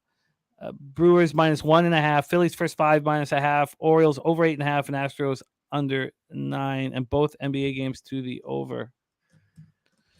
And I can understand Sharpie's trying to trepidation with or not wanting to involve Strider. I'm going to stay off this spot. I'm pretty confident with my action, and I'm hesitant to add, and I'm going to stick to the plan at this point. Sorry, Mally Mal also adding the Dodgers over 8.5. Thank you for sharing your action with us, Mally Mal, my guy. Let me just move this over here and add this to your baseball. Okay, let's roll on. I guess I would say, sure, it's easy to have Braves, by the way, are 7-0 in Strider's road starts this year, so undefeated with him on the road. Yeah, and Dabby Cab likes Braves first 5. All right, let's move on. This was an interesting spot. Los Angeles Angels versus Cleveland Guardians. I like the under, but it just didn't correlate last night. It didn't even come close to it. So I was like, okay, why don't we just not look at the markets or the cash now for, 15 hours and see. I guess it's not quite 15 hours. Yeah, about 13, 14 hours and see what happens. So let's do it.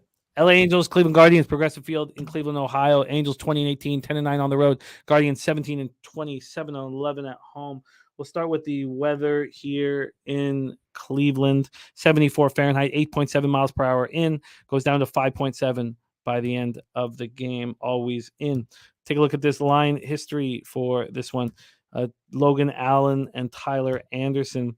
We have a 4-cent move to the Tribe, minus 122 to minus 126. From a total standpoint, open at 8.5 juice to the under, and it's now 8.5 juice to the over. So there's been 12 cents of movement to the over. It's funny. So So the very first move was to the under. So I was like, okay, I like that the sharp action there early was towards the under. A couple hours later, so that took 23 minutes for it to move to 8. Then a couple hours later, the over money started coming in. So last night when I was looking at it, it was juiced to the over. Got up to minus 109 by 11:23 at midnight, or 20 minutes to 1 a.m. out east. There was movement back to the under, and this even moved to 8 at 2:30 this morning. So that gives me some more confidence here on the under. I don't mind that the over is being bet here by the public this morning, last hour and a half. Okay, so that opens up a small window for me possibly to move on the under. Sharpie says, and he's been saying this on our show, and he's been right. He's been saying, I've been saying these Angels numbers versus left-handed pitchers are fraudulent. I mean, they're good, but who have they faced? They've seen one good left-handed pitcher in the last 3 weeks, Framber Valdez, who slayed them. Occupancy says Tyler Anderson cost me units last summer. Cleveland under 4.5, though, seems the move. They're not going over that clip at all. Let's pull up the cash flow then for this spot. Angels, Guardians. We have 40% of the tickets and 57% of the cash on the Guardians, a 4-cent move towards them. Then we have 40% of the tickets and 69% of the cash on the over. So we have bigger bets coming in on the over. This isn't a bet that I have to make. We have Tyler Anderson coming off of a good start. For some reason, I didn't write who he had this against. I can't believe I did that. So if somebody could throw it in the chat without me looking it up, I would like that. But he went 5 innings, 5 hits, 3 runs, just 2 of which were in 6 Ks, 5 walks in a 5-4 extra inning victory. Logan Allen on the other side has been quite good this year. Coming off 4-3 win at home versus the Twins. The Twins don't hit lefties. Allowed 2 earned runs, 1 homer, 3 Ks, 2 walks, and 5 2/3. There's Noli Knows in the house.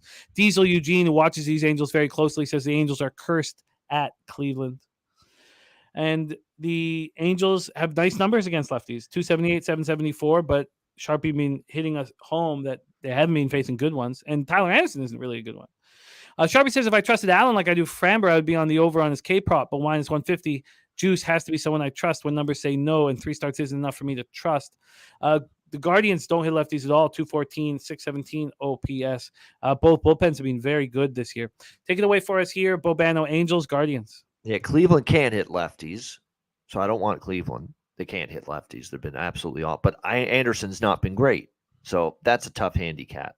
The Angels do hit lefties, but as we've all talked about, they faced a pretty light, a light slate of lefties. Not exactly a dominant slate or a tough slate of lefties. And so it's kind of skewed their numbers against lefties. And Logan Allen might be decent, and he has pitched well at home this year for Cleveland. But Cleveland can't hit lefties at all, and you got to lay a price with them. I don't want the Angels, so it's an easy pass. That last start was versus the Rangers.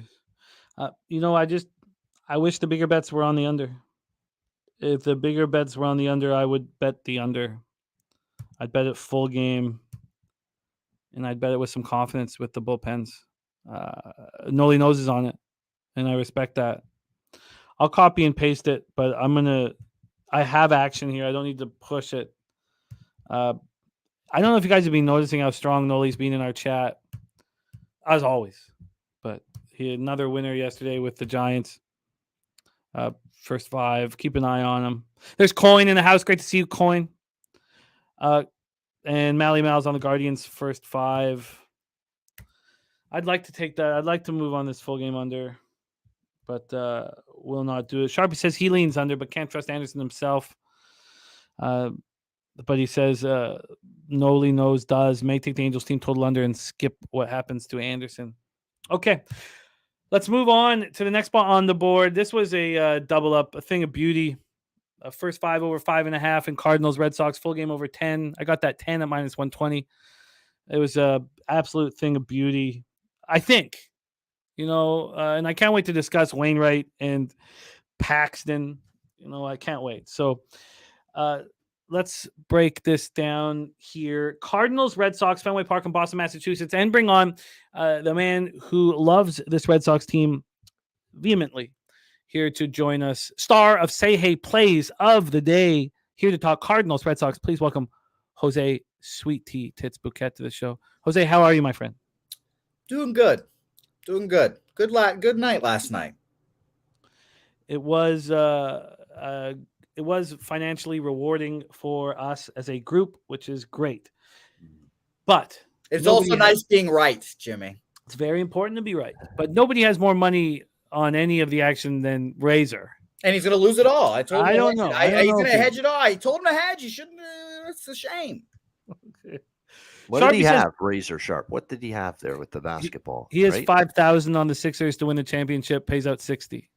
With Doc Rivers coaching that team? All right. Last I checked, it was him coaching that team. Yeah. The king of the Epic Series choke job. The king of the Epic Series collapse. And I think he might be on his way to another one here on Sunday.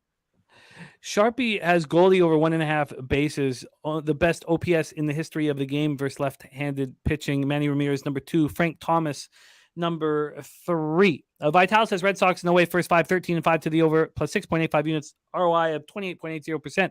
He's on the over 5.5, first 5, minus 130. I got that over 5.5 and minus 110. And at Bet365, which is a book that never gives you the best line. So I attacked this last night, and I'd like to do more of it, but let's break down everything here. First, we'll go with the weather at Fenway, 78 Fahrenheit, 9.5 miles per hour, left to right and out to right field, but left to right, out to right field, 9.5 at the first pitch, 6.7 it closes off at. Go into the line history. So for the radio show this morning, I could only make official the 5.5, and that cost me minus 120 at Pinnacle. Because I'm only, just like what Bobano does here. We give out picks that you can bet right now, and we don't tell you, oh, by the way, we did much better than you last night, unless you tweet it out, right? That's our rule. You can tweet it out anytime you want, and then it's official. But Boston opening up minus 110, they're now minus 112. I don't care about a side here. Now this total is at 11. We've gone up a full run at Pinnacle. I got the 10. It's now at 11. Let's take a look at the cash flow for this spot here with the Red Sox at home. 44% of the tickets, 59% of cash on the Cardinals. They haven't given us a percentage of money on the total. This is strange. 90% of the tickets on the over. At least it's gone up a full run. So we're liking that. Adam Wainwright, he suffered a groin strain. They say it happened at WBC, but it happened in the gym. Didn't happen on the field at WBC. Groin strain in the gym. He made 3 minor league rehab starts, and interestingly enough, had the exact same ERA as Paxton in his rehab starts. Now, Paxton in his rehab starts, which we will get into in a second, he threw how many innings? 21 2/3. He had a 6.23 ERA, the exact same that Wainwright had at AA Springfield and AAA Memphis. And he had his first start of the season, a 6-5 extra inning loss at home to the Tigers. 5 innings, 8 hits, 4 runs, 5 Ks. He got to pitch at home. He got to pitch against the Tigers, and he still didn't produce a quality start. I find it very difficult to believe that the Red Sox team that's just smashing right now is not going to be trouble for him. 277, 814 OPS versus righties. Let's get into James Paxton. He has had a hamstring injury, so he is being activated from the 15-day IL. And he has not pitched in a major league game since April 6th, 2021. I do not believe in him. In Worcester, 6.23 ERA, 26 strikeouts, and 16 walks. Cardinals hit 275, 775 OPS versus lefties. You already heard from our guy Sharpie that he is on Goldie over 1.5 bases. Worcester. Sorry, Billy, for your guy. Getting better at it, though. Worcester. Okay, Worcester. I'll work on it. I'll work on it here. The Red Sox bullpen, as Jose let us know right from the start, is much better than they were last year. Cardinals bullpen is actually being okay until you get to the 9th inning. 3.88 ERA, 1.36 WHIP, but they've only converted 6 of 16 save opportunities. Must drive Cardinal fans crazy. I got first 5 over 5.5 and full game over 10. Jose Bouquet, your Red Sox in action. Take it away. Yeah, that was the Red Sox last year. Thank God for Kenley Jansen. Thank God for his extended thoracic now that has suddenly made him pitch better. And congratulations on 400 saves for Kenley Jansen, a future Hall of Famer. Yeah. See, I believe in James Paxton, and that's not going to be a surprise for people that know me, obviously, as a biased piece of shit. But one of his starts, the Red Sox were kind of figuring him out because he caught a case of the Chris Sales. Before that one start he made last year in 21, it's been a while. It's been a minute since he's pitched. Let's see here. In 20, he had 5 starts. In 19 was his last full season of 29 appearances, 29 starts. And it was very Chris Sale-esque. It was elbow, groin, hamstring, abdominal, et cetera, et cetera. And now he's come back and he's pitched pretty well. He's throwing hard. He's throwing like 97 from the left side. That doesn't happen very often for starters, for left-handed starters. So I've been pleasantly surprised at all of this. And I'll mention the Red Sox in his rehab starts, they tried to make him like a follower, have him open, have someone open for him, and then come out from the bullpen. And he got fucking destroyed. And that's when the Red Sox were like, all right, he's just a starter. He got 0.2 innings pitched, 7 earned runs, a 94 ERA, kind of blew up his ERA down there. And his starts, 2 earned runs, no earned runs, trouble with 4 or 5 earned runs there, 2 earned runs, no earned runs. I mean, I think he's pitched well. I'm taking Red Sox -1. I got it at +116.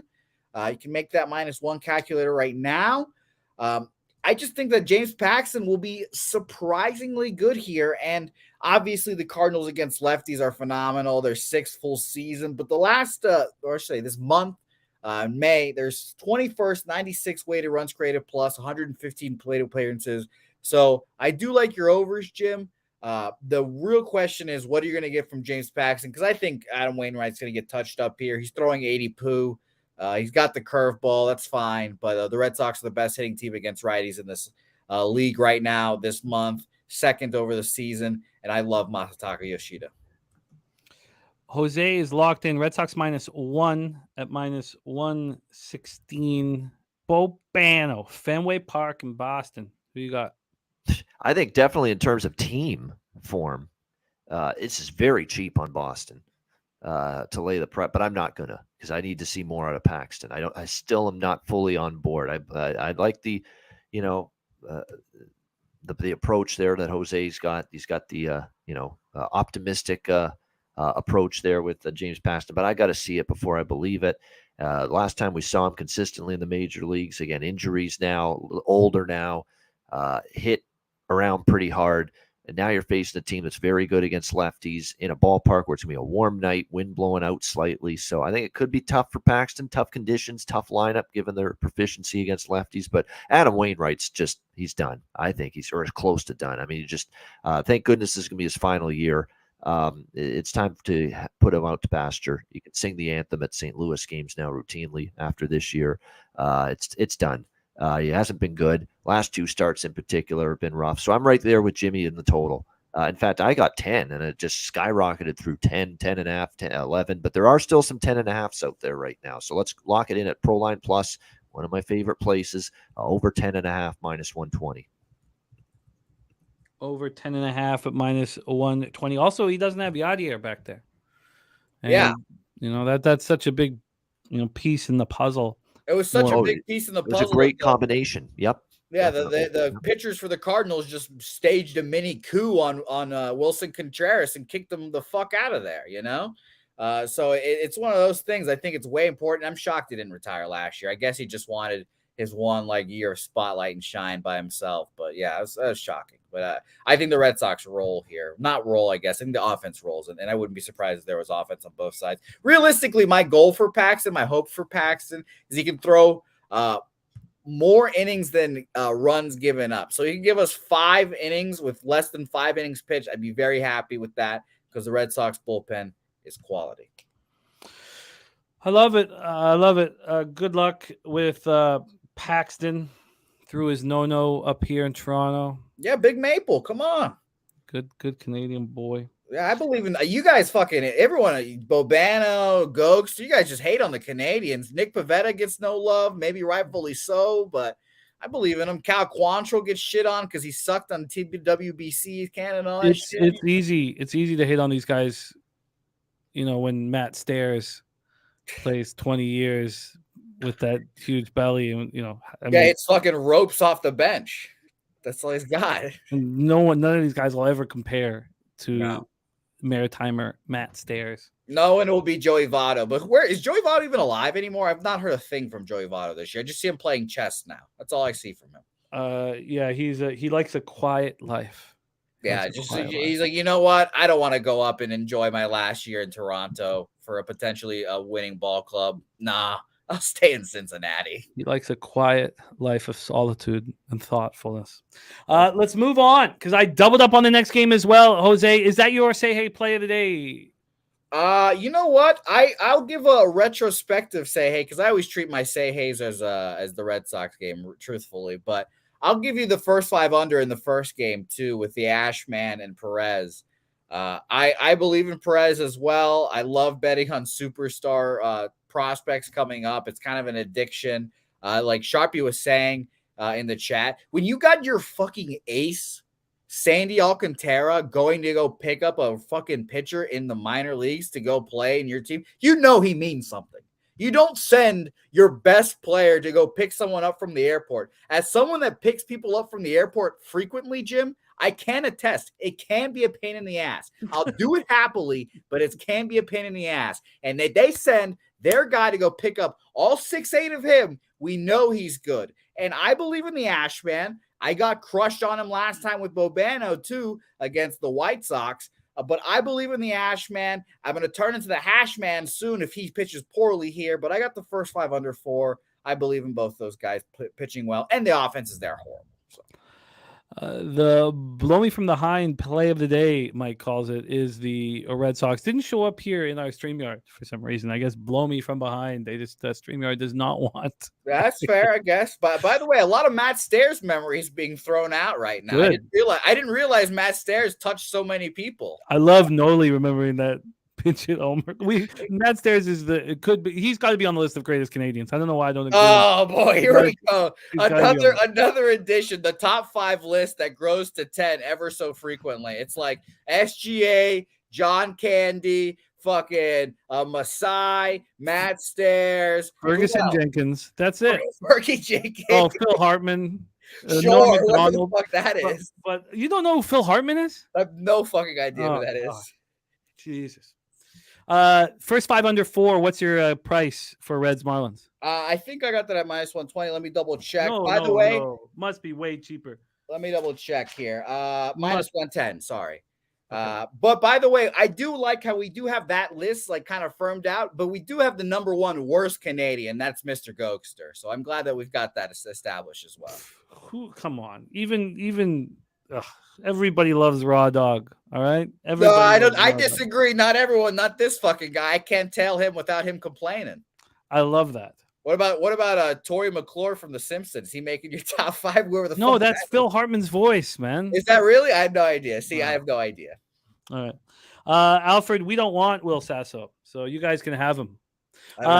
Cubs Twins next up for us. Great job, Jose. Thank you for your blow me from behind play of the day. We move on to there's Mikey and a good old Raw Dog, and he picked up that nickname in Costa Rica. We had a gig in Mexico, Yuck's gig. You got 2 weeks in Mexico, all inclusive, and had a buddy go to the whore houses down there, and condom broke. And for the next 3 months, he convinced himself that he, in fact, didn't have HIV, but fully blown AIDS. And he was just a shadow of his former self. You know, he was just pale everywhere he went. We laughed at him. And then he had a late onset adult circumcision. Had a tough 6 months for him, but all good now. Define adult. I guess he was 25. Okay, that's weird. That's weird. That's weird. That's weird. Fair enough. Adult. Yeah, adult circumcision. I had a friend. Do you decide that one day? Do you just wake up and you're just like, I don't want my No, that's pussy decided for you. anymore? You really? Oh yeah. There's some sort of ailment that happens where you're forced. Yes, that's You're forced. decided. You're just like, yeah, I can't have it anymore. Snip, snip. Wow. I had a roommate, best buddy. He was dating a girl that we found out was using needles, and he got scared that maybe he had the HIV. And I said, well, come on, man, you don't have the HIV. I was like, you don't have a rash, do you? And his face went completely ghost face. He had a rash up his leg, and he was certain that he had not just HIV, but again, fully blown AIDS. None of them do. Let's get back to work here. Let's get back to work. Oh, wow, look at that. What a family. Nutflush says Kristen inquired about possibly introducing Bailey to Mr. Gokster, so he definitely has approval.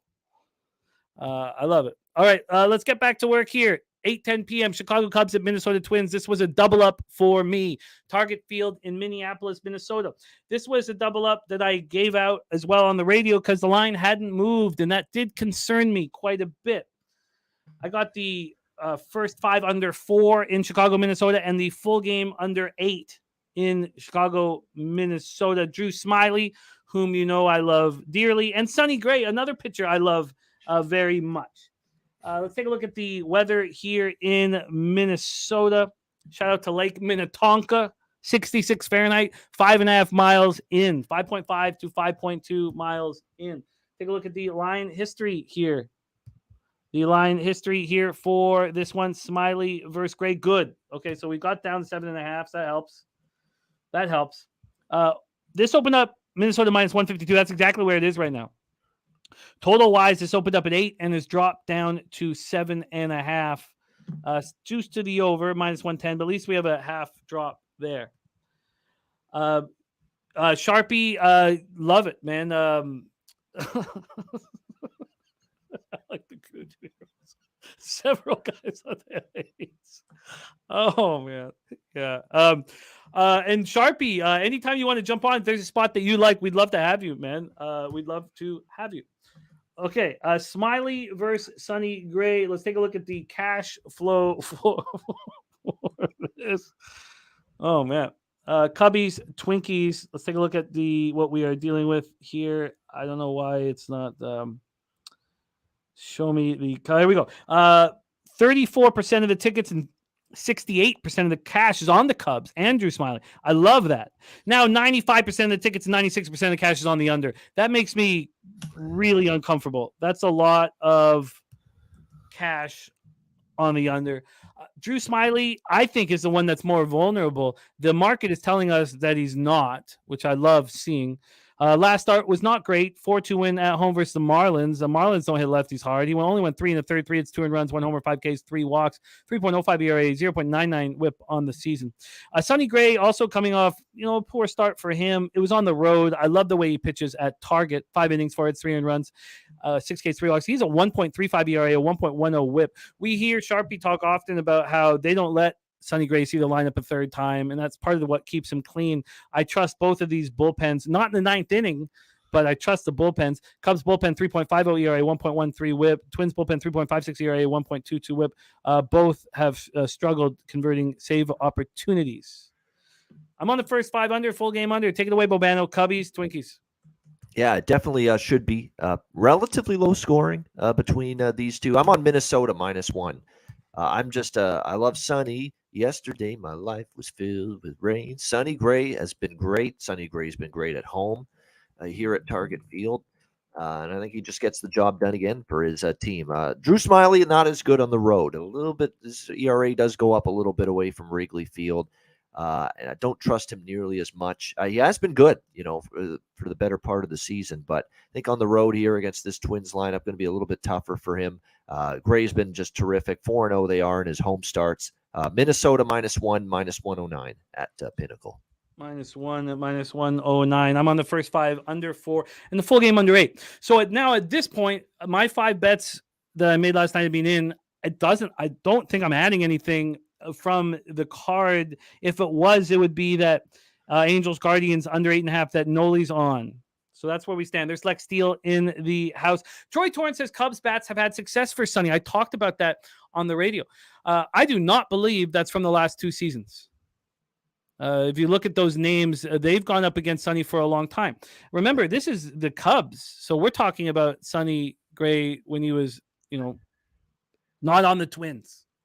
So and when he was up and down and trying to search and find himself, so to speak. And we didn't even know if he'd have a career. The A's cut him. He could have got picked up for a cup of coffee. Right.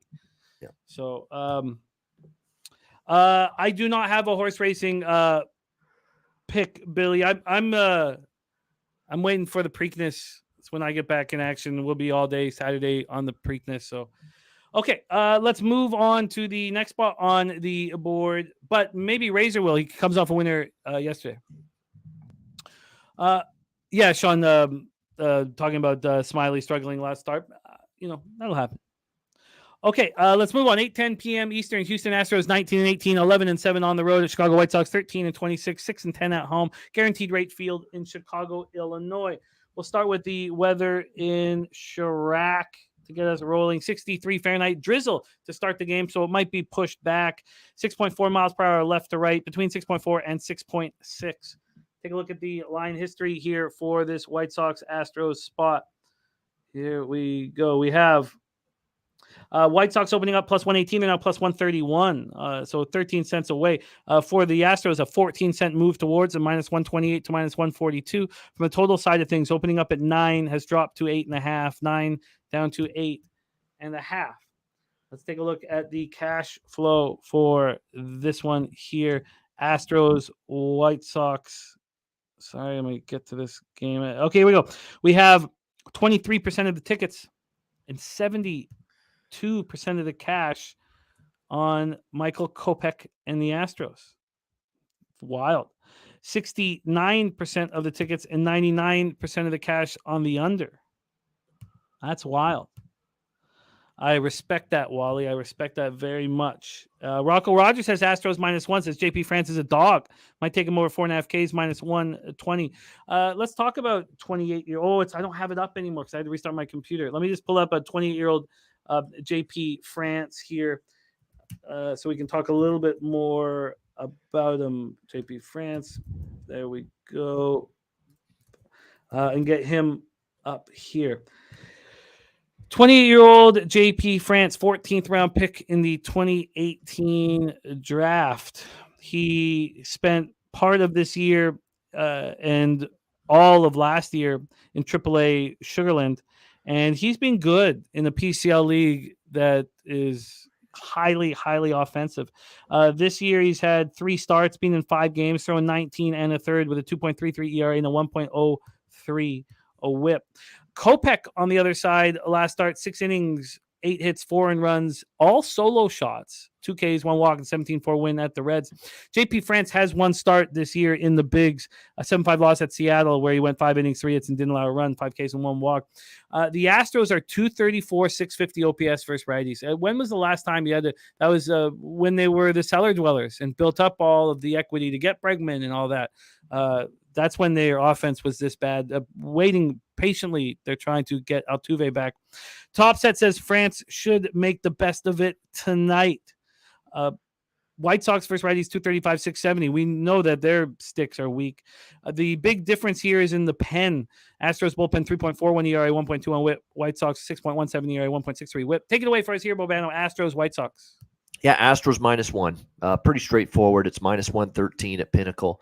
Better team, better pitcher. Michael Kopech's been awful at home. He's been bad overall. He's had a couple of decent starts, but at home he's given up tons of home runs in this park. And we know the power the Astros still have in their lineup. They haven't been great against righties. That's the one little concern. But even if this game is close, I think France can shut down the White Sox. But it kind of feels like it might stay under this game. But I don't fully trust Kopech against this power that the Astros have in their lineup necessarily, with Bregman and Alvarez and Pena and these guys that could really do damage if the home runs become an issue for Kopech here. Bullpen stinks for the White Sox. That would be another concern I'd have with the under for the full game. So, yeah, Astros -1. You are locked in on the Astros -1. Let's move on to 8:10 p.m. Eastern. We have a bullpen day for the Kansas City Royals, who are 12-27, 6-10 on the road. And Milwaukee Brewers 20-17, 10-8 at home. We're at American Family Field in Milwaukee, Wisconsin. It is probably getting warm enough for them to open the roof. It doesn't do much. It doesn't change as much as in other facilities, but I imagine 61 Fahrenheit. They're getting close to opening up the roof. 5.7 miles per hour left to right. Josh Taylor opens things up. He's not looked good thus far in 11 innings, 6.55 ERA, 1.36 whip, but he'll only be going an inning. Going up against Corbin Burns, who, he got hurt this summer when he was asking for a little bit more cash, and the Brewers explained why they didn't want to pay him any more money. He seems like he's still sort of pouting, but he's a very good pitcher. 3-2, 3.86 ERA, 1.13 whip, 39 2/3, 32 Ks, 14 walks, 4 home runs. Coming off a 6-4 loss at the Giants, where he didn't look very good, but the defense hurt him. 5 runs, just 2 of which were earned over 6 innings, 5 Ks and 3 walks. Royals first righties, just 232, 671 OPS. They can't hit him. And Brewers are the worst in the league against lefties, but that doesn't matter because Taylor's only going to be there for 1 inning. Royals bullpen 5.11 ERA, 1.45 whip. Brewers bullpen 3.60 ERA, 1.31 whip. So let's take a look back at what we are dealing with here, line history-wise, for this Taylor-Burns start. We have the Brewers opening up at minus 220. They're now at minus 222. No movement towards them. Total-wise, it's opened up at 8.5. There's been no movement there either. So no movement on the total. No movement on the cash flow. No movement on total, no movement on the money line. We have 20% of the tickets and 54% of the cash on the Royals. So that's why there's been no movement. 58% of tickets, 77% cash on the under, but there's been no movement there either. This is trickier than it looks, I think. Maybe Bobano can shine some light on it. Royals, Brewers, take it away. I don't want to lay a price with Corbin Burns. Not a chance. I mean, this is definitely someone that hasn't had the strong back-to-back season that he had last year so far for the Brewers. A little bit untrustworthy for me. I don't know if I could back the Royals, though, given this situation that they're just going to be rolling out a bunch of bullpen arms from a rather bad bullpen. It's not exactly, wow, it's a bullpen day. Let's back Kansas City. No, it's not a good bullpen. So Taylor's numbers aren't great. But again, Corbin Burns, 3.86 ERA is actually not terrible.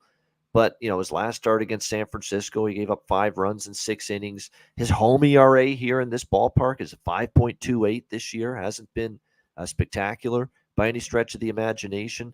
Another thing that would concern me about the big favorite here is that Milwaukee can't hit lefties. Now, you may not see Taylor necessarily for very long here, but still just horrendous numbers. I mean, 192 batting average, 1.57 runs per game against lefties. So I can't take Milwaukee. I don't want Kansas City over. I don't know because they can't hit lefties, Milwaukee. And at the same time, I don't think I want the under because I don't trust Burns. And I think Milwaukee and Kansas City's got a bunch of relievers from a below average bullpen. So it has me totally off the game. I would love to actually bet the under, but it just doesn't correlate enough. If there was movement towards the under, I would be on it. If I felt like the public was all over the over, and that's not the case either. 42% of the tickets are on the over. So I wish there was some sign from the books that they were uncomfortable with it. Danielson says that Burns over 6.5 Ks is even money. Top set looking at Royals plus 1.5. And there's our guy UPK Ayash, Robert Cherry in the house. He's on Butler over 28.5 points. Curry over 5 threes. McDavid over 3.5 shots on goal. Kachuk over half goal. Strider over 8.5 Ks. Plus 118. I will copy and paste all that from Robert Cherry. Thank you for sharing that with us. Robert, my man. We do have LJ from H-Town joining us for NBA here shortly.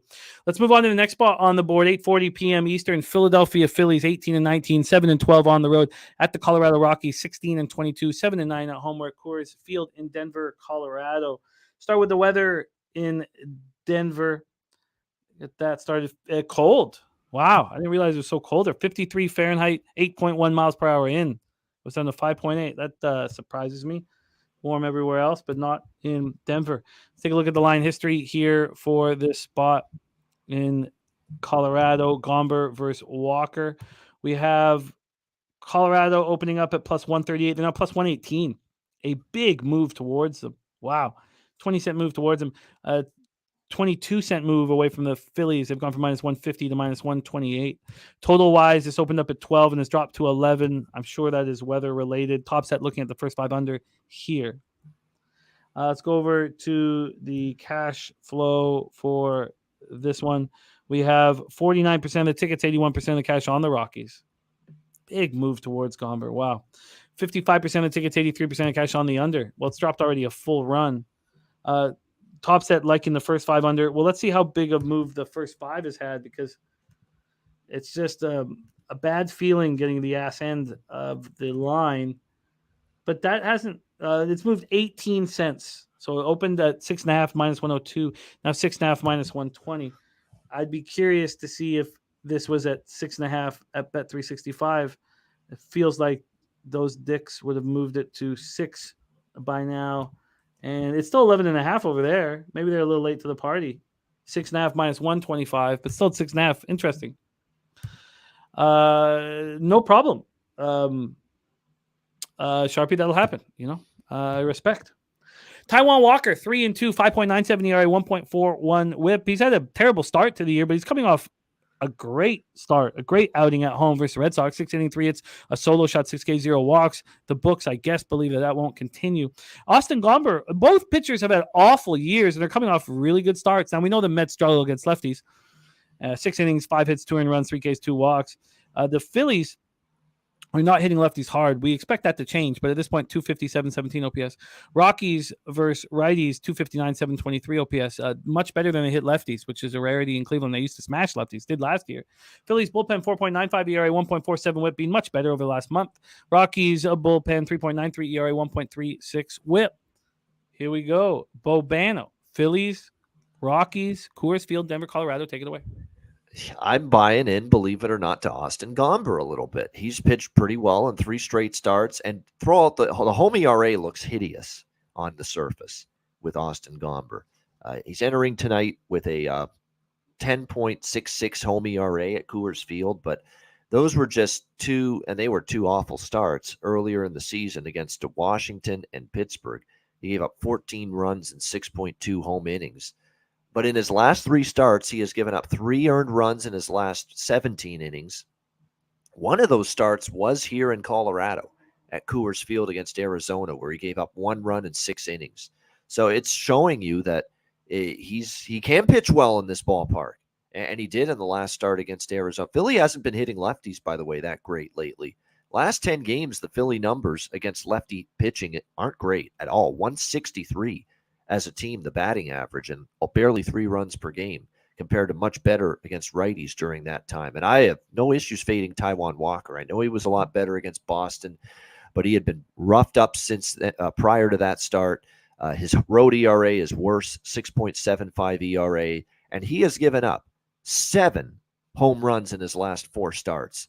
That doesn't play well at Coors Field when you're giving up that kind of long ball here with the home run ball. So I like Colorado here. I think they're definitely live.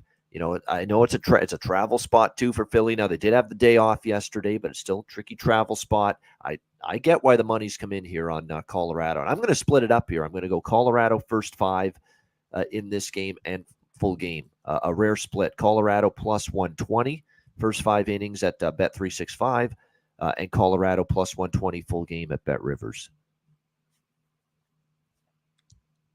Full game. What was the full game at? Both of them plus 120. Oh, plus 120. You're locked in. Interesting. Very, very interesting. First off, Taijuan Walker last year pitched at Coors Field, was absolutely lights out, spectacular in 7 innings. And then when we look at now, this is not to get me on the other side. I'm not saying this to get on the Phillies here. A clear, sharp action on the Rockies. Philly's not a great road team either. 7-12 on the year away from home.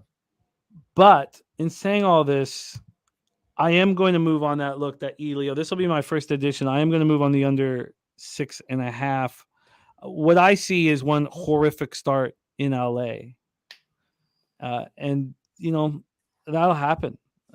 The last 2 road starts before that, he went a combined 12 1/3 and allowed 3 earned runs. So I'm going to move on that under 6.5. First 5 under 6.5.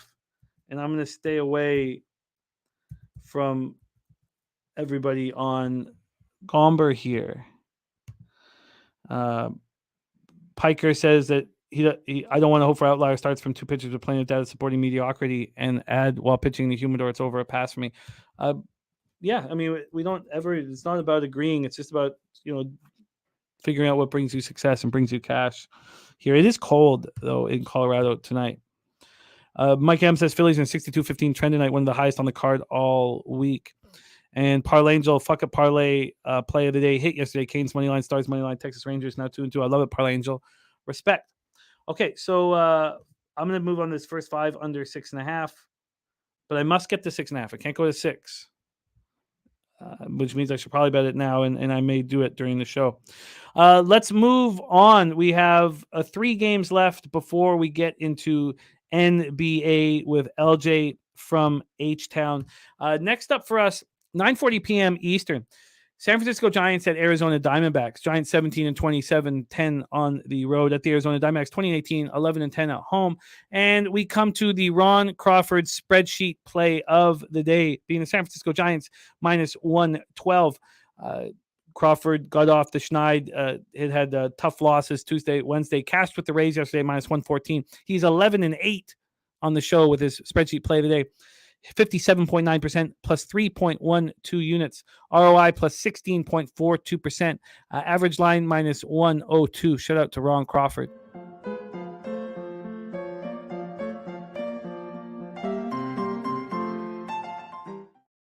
Here we go. Giants for the spreadsheet play of the day, and it is a bullpen day for the San Francisco Giants. A bullpen day that a bullpen has been lit up. 5.70 ERA, 1.49 WHIP.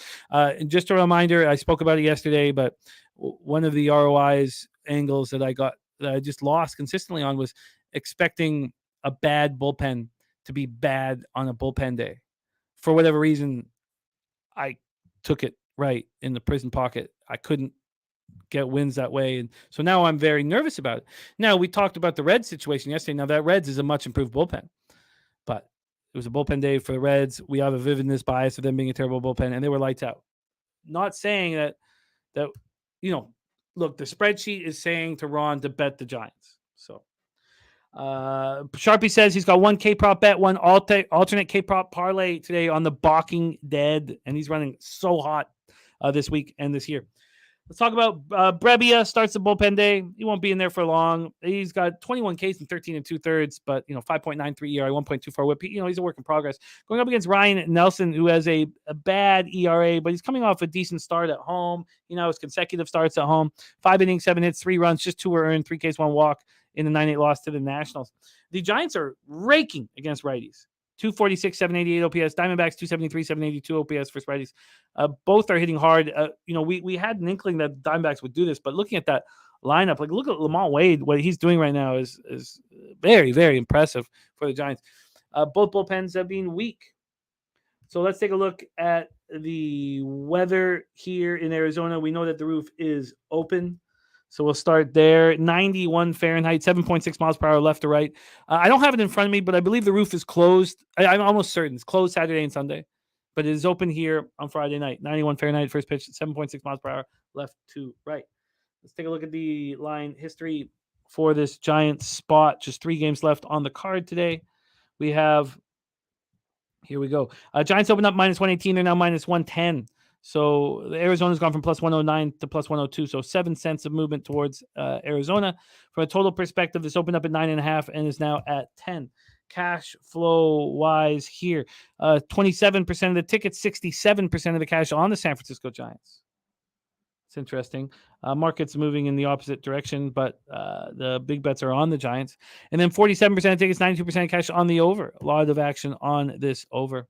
Sharpie says, I get the Giants' numbers versus right-handers are good, but in the last 15 days, they've seen no aces, and the best guy they've seen is a kid named Hunter Brown. Take it away for us here, Bobano, Giants, Diamondbacks.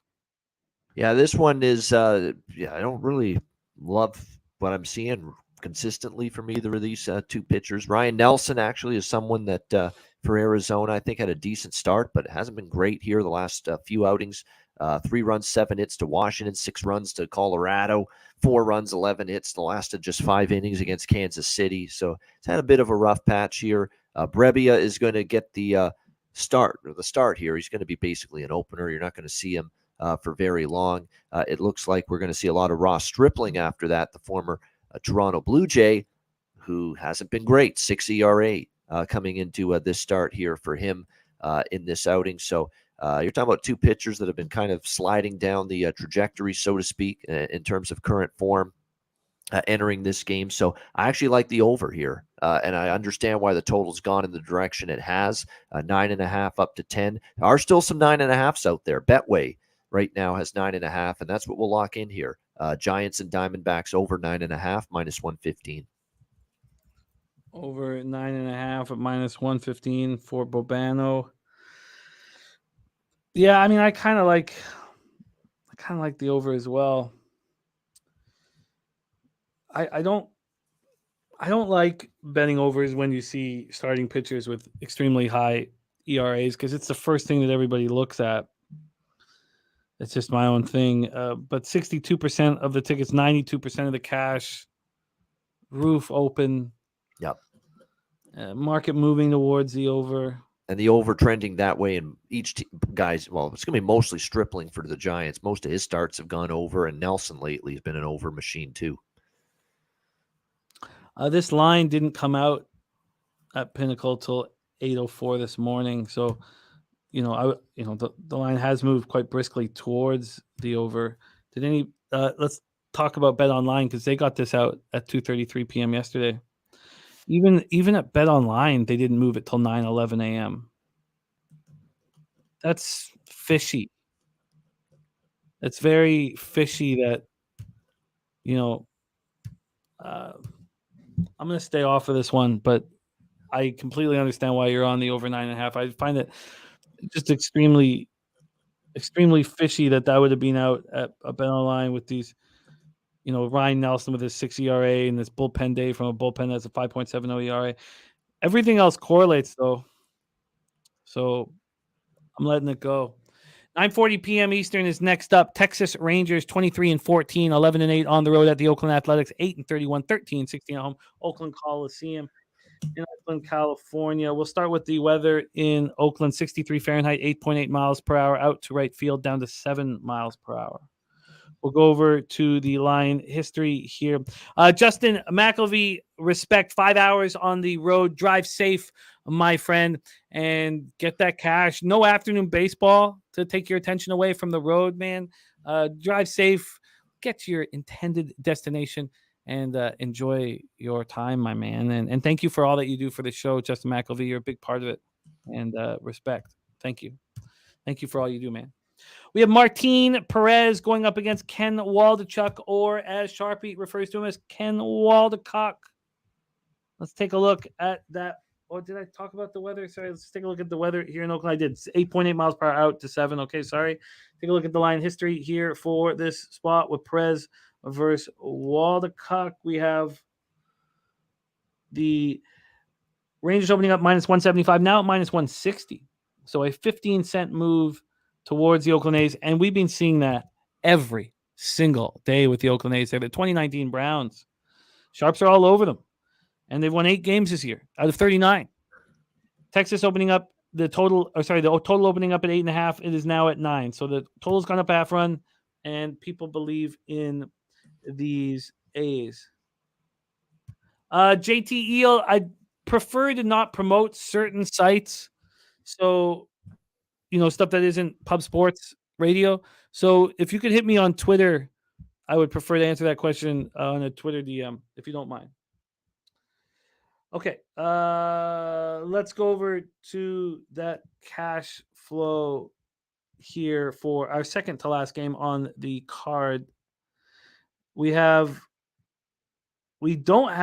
we have some, but 21% of tickets, 38% of cash on the A's. So that explains that. Then 88% of tickets, 94% of cash on the over. 94. It's crazy. Martin Perez just got lit up by the Angels. He had an excellent year thus far, and then finally got lit up and smoked. There's Mr. Always Profit in the house. Got a new job, so worked during the day of the show, unfortunately. You know what, man? Thank you for telling us that you would be here if you could, and respect, my friend. Thank you, Mr. Always Profit. Martin Perez, 8 hits, 7 earned runs in his last start. 16-8 win at the Angels, but they needed that Rangers offense, which is just rolling. Whether it's lefties or righties, but especially against lefties, 274, 800 OPS. A's versus lefties, 256, 720 OPS. JTEO, what is your Twitter handle? I'll make sure that I follow you so that we can do that. Rangers bullpen, 3.77 ERA, 1.18 WHIP. Look, I took the Rangers team total under this year, and I didn't like the signing of the best pitcher we've ever seen, who is never healthy, and he's on the IL right now. I just didn't like what they have as an outfield. I thought it was, needing young players to step up. But man, have they been the complete package this year, and do I look very wrong? Waldekuck, 5-4 win at the A's. At the A's. 5-4 win in his last start. 5 innings, 6 hits, 4 runs, 2 homers, 6 Ks, 6 walks. He struggled this year. Take it away for us, Bobano, Rangers, A's. Yeah, I like the over here, 8.5. I mean, there's some warning signs with Martin Perez. That he's not again. This has been this way within a lot of his career the last couple of years, where his ERA looks good, but his advanced numbers don't look as good. And that's what we're seeing right now again with Martin Perez. Maybe we saw signs of him maybe about to get negative regression a little bit that last start against the Angels, and I cashed an over in that game, and it flew over the total his last start. I find this game probably can get over the total. Texas mashes lefties. Waldechuk's not very good. So I think Texas can score, and I think Oakland can get on the board here against Perez. I mean, their better split is against lefty pitching as well. I mean, just over 700 OPS against lefties ain't bad at all for a team that's as bad as Oakland. So that's the approach for me, and the total 8.5. That's what we're going with here. So Rangers and A's. And by the way, neither bullpen is one that's going to really give you a boatload of confidence. Texas's bullpen's been inconsistent all year. Oakland's not great. So Texas, Oakland over 8.5 minus 120 at BetMGM. You got over 8.5 at minus 120. And then the question from Mr. Always Profit, our books respecting the over. Let's go to, because Pinnacle's now showing the 9. So why don't we just see what Pinnacle's offering the 8.5 at? So the 8.5 opened up as a pick 'em at minus 106. I'm sure it's moved in that direction. The question is, how much has it moved in that direction? So let's find out. The 8.5 is minus 124. So an 18-cent move. That's a pretty big move, man. That's a pretty big move. Remmo's thinking about the Texas run line. DC Capper on that. Texas minus 1.5. Bobano moving on the over 8.5 at minus 120 in Texas, Oakland. And, at this point here, I would just prefer to not be on something that has 94% of cash. But, 88% of tickets, 94% of cash on the over. It's probably a good spot. Sharpie thinking about taking Martin Perez down, a strikeout, and tying it with the Rangers to win. I'm going to be off of this spot, but I will cheer you guys and your overs on. Let's talk about the final game on today's card. Joe Yurkovich saying that Texas team total over is the only look. San Diego Padres 19-19, 9-8 on the road. Dabby Cab on the Rangers, first 5 minus a half. At the Los Angeles Dodgers, now 23-15, 12-6 at home, and looking good. Look like a good baseball team. As always. Let's take a look at the weather at Chavez Ravine, Echo Park Boulevard, 63 Fahrenheit, 8.2 miles per hour out to right field. It's down to 6 miles per hour, but always out to right. The Meadowlark Lemon play of the day is Oakland team total over 3.5 at minus 105. So I'm going to copy and paste all that. Johnny K looking at the Padres here in this spot with Blake Snell on the bump. So Rocco Rogers on the Dodgers minus 1. Billy Friedrich says Dodgers are getting right. Dodgers run line for him. Blake Snell going up against Dustin May. Let's go into the weather here for this one in Chavez Ravine. Oh, I just did that. Sorry, my bad. Let's go into the line history here for this. Snell versus Mayday. We have minus 133. The Dodgers opening up at now minus 129. So a slight move towards the Padres. 4 cents of movement towards the Padres. From a total scenario, opened up at 8.5 and is now at 9 and is heavily juiced to the over at 9. So that's a big move to the 9. Sharpie says, "Oh Lord, haven't pulled the trigger yet, but man, are we close depending on lineups. Looking at Dodgers money line, 6-0 when on or against his baseball team. Are we really taking the worst pitcher third time through?" Blake Snell, 1-5, 4.89 ERA, 1.57 WHIP, 35 innings, 39 Ks, 21 walks. Just saw this Dodgers team. Just saw them. And he looked great. 6 innings, 1 hit, 2 earned runs, 1 homer, 6 Ks, 3 walks, and 2-1 loss at home versus the Dodgers. The Dodgers are starting to hit lefties a little bit. Now 201, 710 OPS. The Padres still aren't hitting righties, 211, 681 OPS. Dustin May on the other side. Mike M says the San Diego LA Dodgers match up 5-22-2 to the under.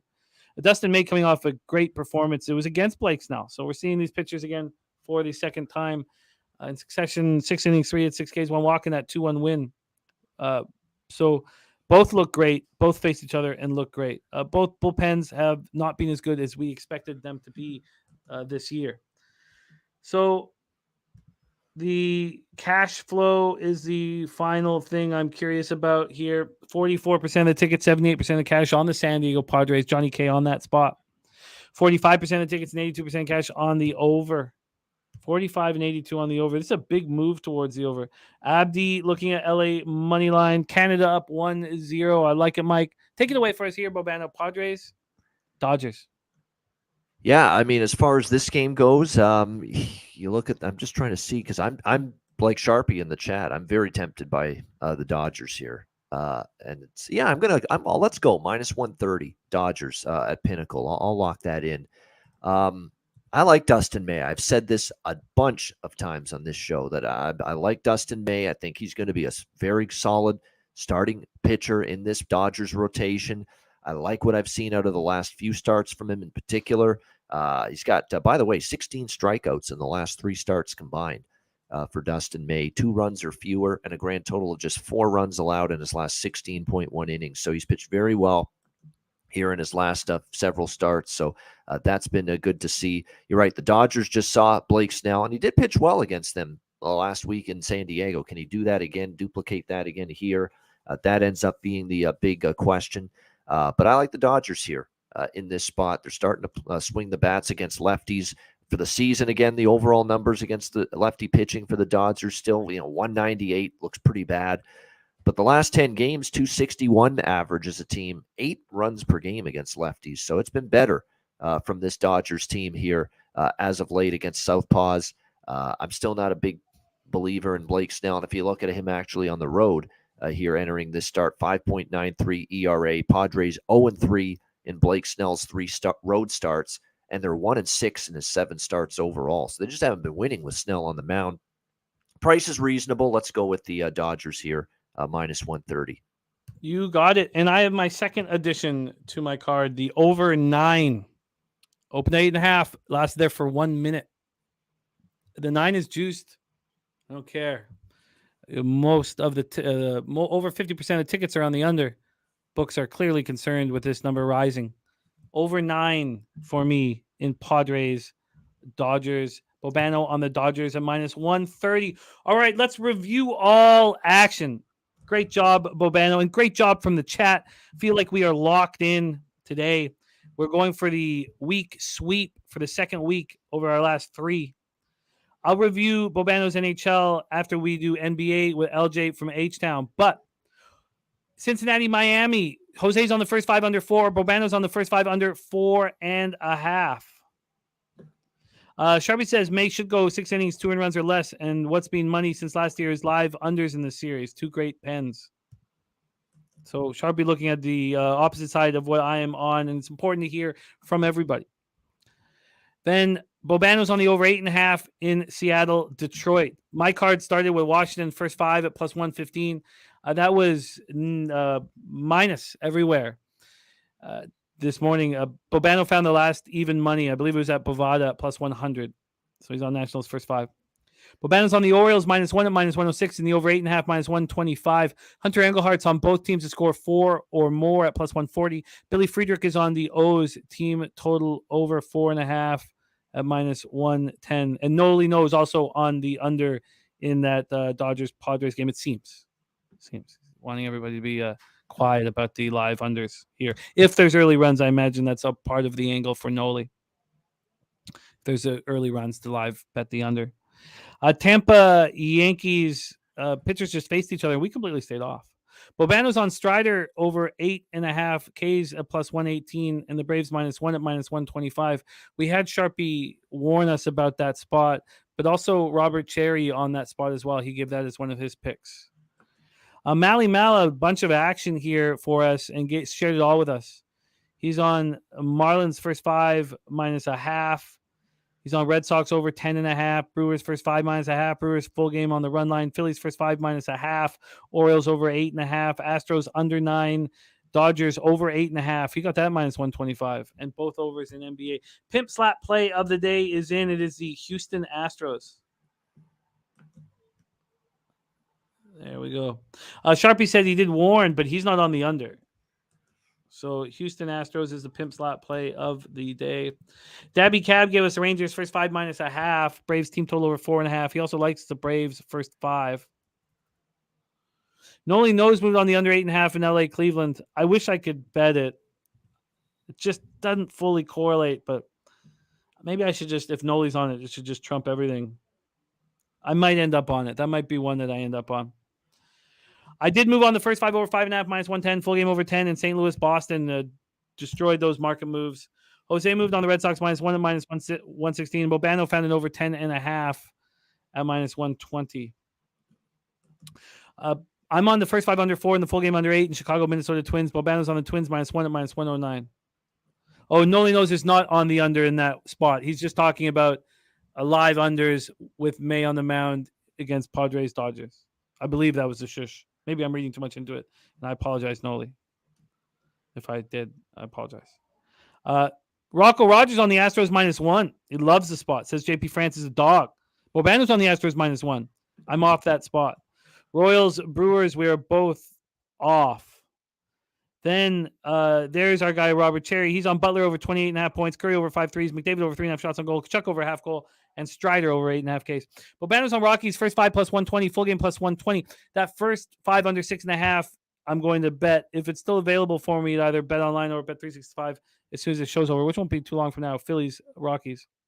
Then Bobano's on the over 9.5 in San Francisco, Arizona. And the spreadsheet play today, San Francisco -112. Bobano's on the over 8.5 at -120 on this Rangers spot. Shit, sorry, let me just move all this here. Here we go.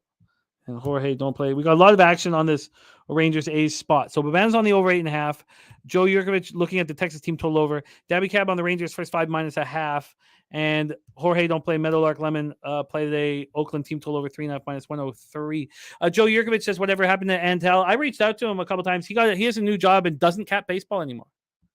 Straight up doesn't cap baseball anymore. His new job is full time and he just doesn't have the time. So he's not working anywhere else. He just doesn't have the time that he had previously to put into baseball. But when he does, hopefully he'll come back. He was a good capper. Then I'm adding the over 9 in San Diego, LA Dodgers. Bobano's on the Dodgers -130. And that is our Meadowlark Lemon play today. Oakland team total over 3.5. That is our MLB. Bobano, great job. I look forward to seeing you in 2 weeks. You're coming off a winning baseball day 2 weeks ago, and I believe in you. Keep it coming. I love watching cappers deal with adversity, and this is something you're not used to. You're used to sitting up in the black and continuing there. I look forward to watching. On the show, I'm negative. For the season, I'm positive, but I know what you're saying. On the show, it's been rough, but just got to clarify that. For sure, absolutely. And we love capping with you, my friend. Thank you for your hard work. Follow Bobano on Twitter at Bobano. And thank you for rolling with us, my friend. Any last words for the cappers supporting the show? Always fun. Always fun doing this. I cherish it more now that it's just every couple weeks now here in the summer months. But great stuff. Always fun talking hockey and baseball. Stay tuned. LJ coming up with the NBA card. Everybody in the chat, good luck this weekend. Enjoy the games, and we'll see you again in a couple weeks. Respect. There he is. Bobano. We go from Hamilton, Ontario, down to Houston, Texas. It is time to talk NBA. We went 3-1 on our unders, and look, it's been an atrocious season. But talking about climbing out of a hole, I got down to the lowest mark I've ever been in NBA, and it was just awful. But we're climbing out of it. Never too late to get hot. We've cashed 8 of our last 10. And I want more. I want more badly. We cashed those Celtics unders so easily, and we were fortunate to cash the full game under in Denver, Phoenix. We are 6-2 this week in NBA, 8-2 over our last 10. Let's keep it rolling, and we have just the man for the job. Please welcome from Houston, Texas, LJ from H-Town to the show. LJ, what up? What's going on, Jimmy? How we doing this evening, sir? We are doing well. My son saw the background of your shot and started immediately sobbing. What happened to LJ? He's screaming, what happened to LJ? Where the fuck is LJ? Hey, man, I'm on a disclosed location. You know, it's private, but we still going to handle our business today. It's not an issue. Got to get to work. So we got some good games today. You know, we got some Game 6 elimination games. So let's talk about it. Okay, let's go. Let's go. My son is worried sick about you, man. He's trying to get in here. He's worried sick about you. All right, let's get to work. LJ from H-Town in the house. Let's go. He is very concerned, though. I'm going to tell him you're fine. I'm going to tell him everything's okay, but he knows something's up, man. He knows something's up. Just tell let's him go. fine. We start at 7:30 p.m. Eastern, East semifinals, Game 6. Carlos Garcia, to get us started, says, I don't give a fuck what the spread is. Plays Knicks money line. Whoa. Knicks money line. And there's our guy, Burn One, with the Vietnamese flag. Thank you. Knows my family's half of Vietnamese. Harold Williams in the house. Dabby Cab. All right, let's go. We are in the Kasaya? I don't even know how to pronounce it. But no longer FTX Arena in Miami, Florida. East semifinals, Game 6. This one is so much fun to cap. Unfortunately, I have futures on both of the teams that are down 3-2, and this is not the conference finals. So if this was conference finals, it'd be very easy. Yeah. You parlay the Heat and the Lakers money line. So if everything goes wrong, you get paid. But sadly, this is the semifinals of the conference, and it makes it very tough. Johnny K says Knicks cover tonight, but might be too much for the money line. Burn One, though, Knicks +7, sprinkling Knicks money line. Harold Williams says Knicks are done. Let's start with the line history here in NBA first and foremost. Get into the cash flow. Set the table up for LJ from H-Town. Here we go. Knicks, Miami. It's been a very fun series. We knew who would step up in a New York Knicks uniform, and it was Jalen Brunson. Played all 38 minutes or 48 minutes in that game. Knicks opened up at +4.5. They're now at 6, +6. It got to 6.5 less than an hour ago. It lasted there for 15 minutes before it came back to 6. Wow. Let's go over to the total. Total opened up at 209 and it's dropped to 206.5. Wild. 206.5. BJ saying that parlay is +148. I can't do it. It's just, it doesn't make sense here in the semis to do it. I'm not going to. I've got to just let these futures ride. They were not as big as my NHL futures, and you know, if they fall apart, they fall apart. Saturated says still a 6.5 here. Troy Torrance, who cashed very easily yesterday with the Celtics and the Nuggets, says here's the most applicable trend for these spots in his opinion. Home faves in Game 6 off a loss, down. Is that what do you mean? 3-2 in the series, 10-3 straight up, 6-7 against the spread. You don't mean down 3-2 in the series because these home faves are both up 3-2 in the series. Can you let me know about that, Troy, if I'm reading that wrong? This series has been played at 93.60 possessions a game, up 3-2. Okay, there it is. Up 3-2 in the series, 10-3 straight up, but 6-7 against the spread. That's very interesting. The series being played at 93.60 possessions a game. It's funny because the Heat in the playoffs are the only team in the entire playoffs playing right now that have had a faster pace in the playoffs than they did in the regular season. And I am concerned betting unders with them. Very concerned with the way they're shooting from outside with Gilbert and Strus.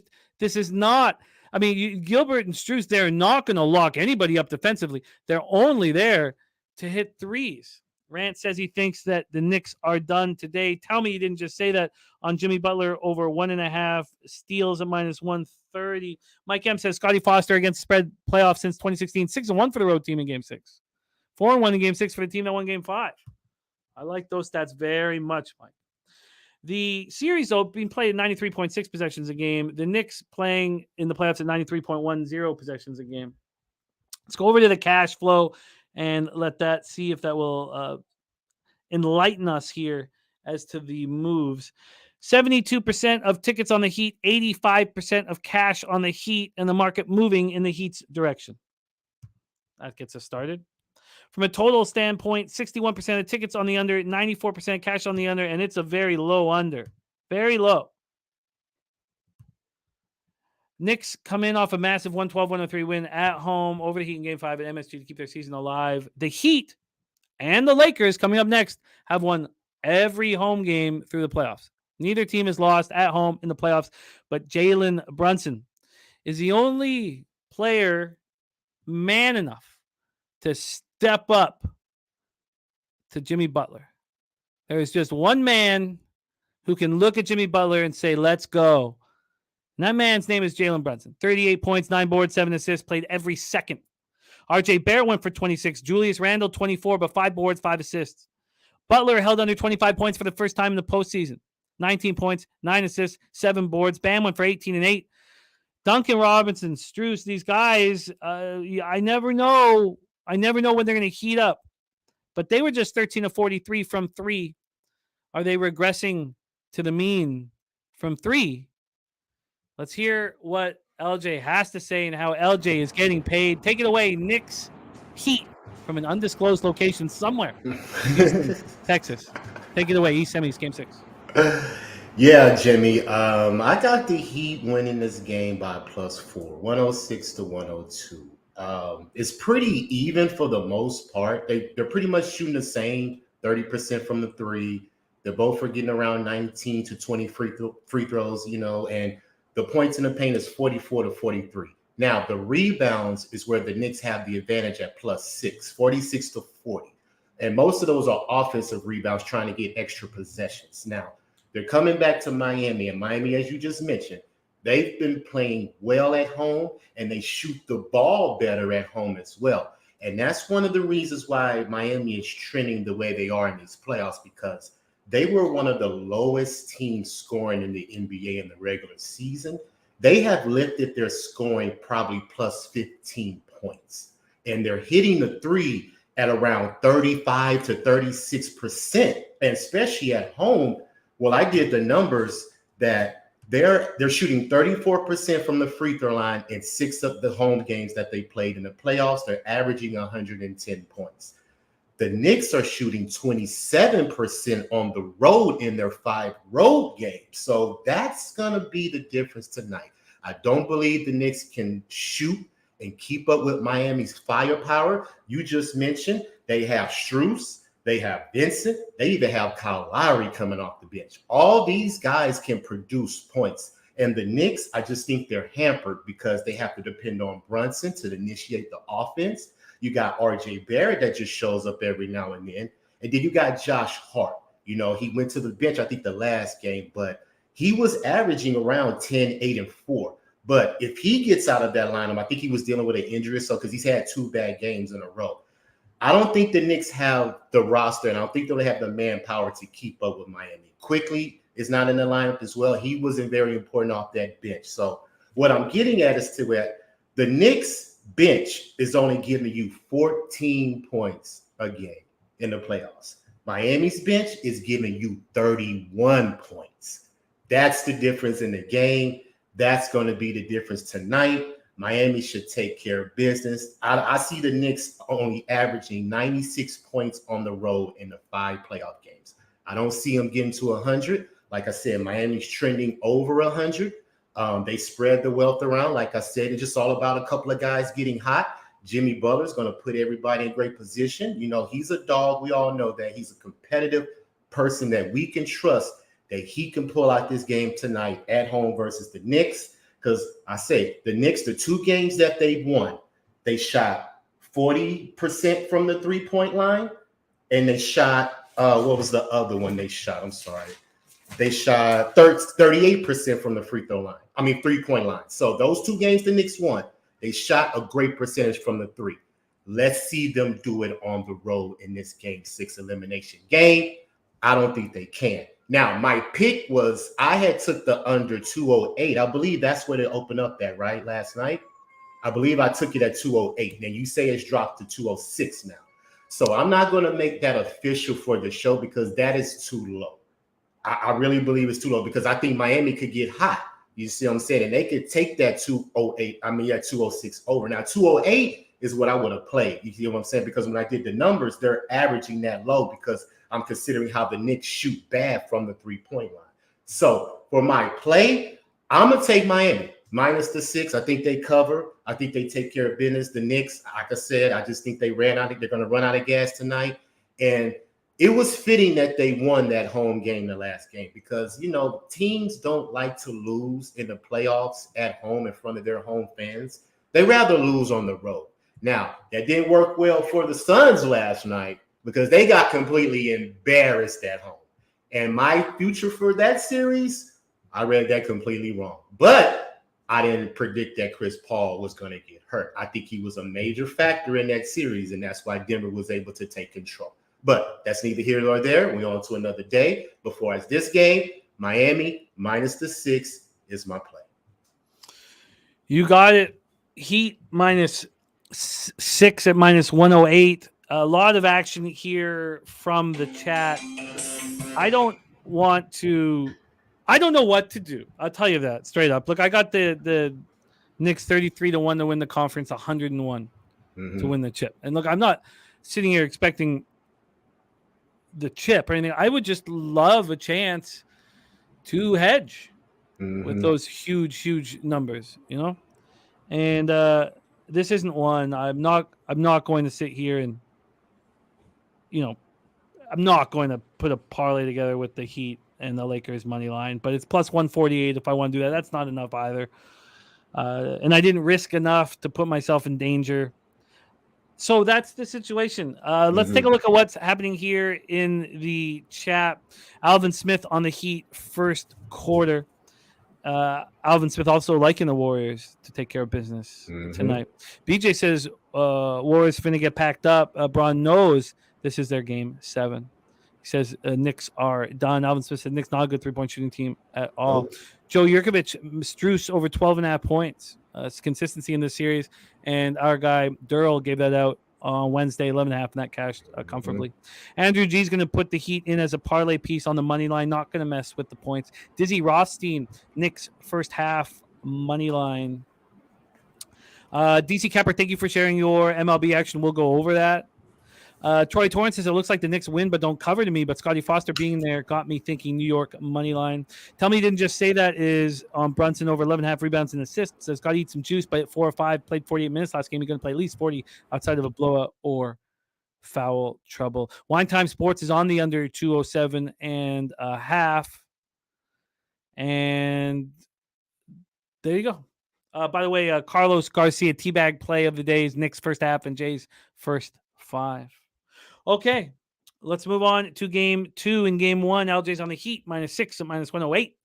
10 p.m. Eastern is next up. West semifinals, game 6. LA Lakers leading the series 3-2. Warriors, Lakers at Crypto. Warriors were the fastest team, a pace per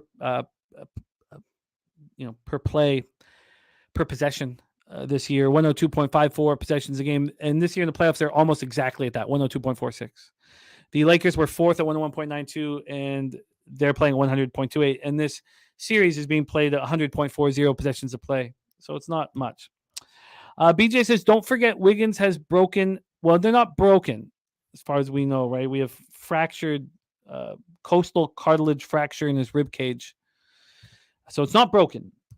The question is, will he be able to play?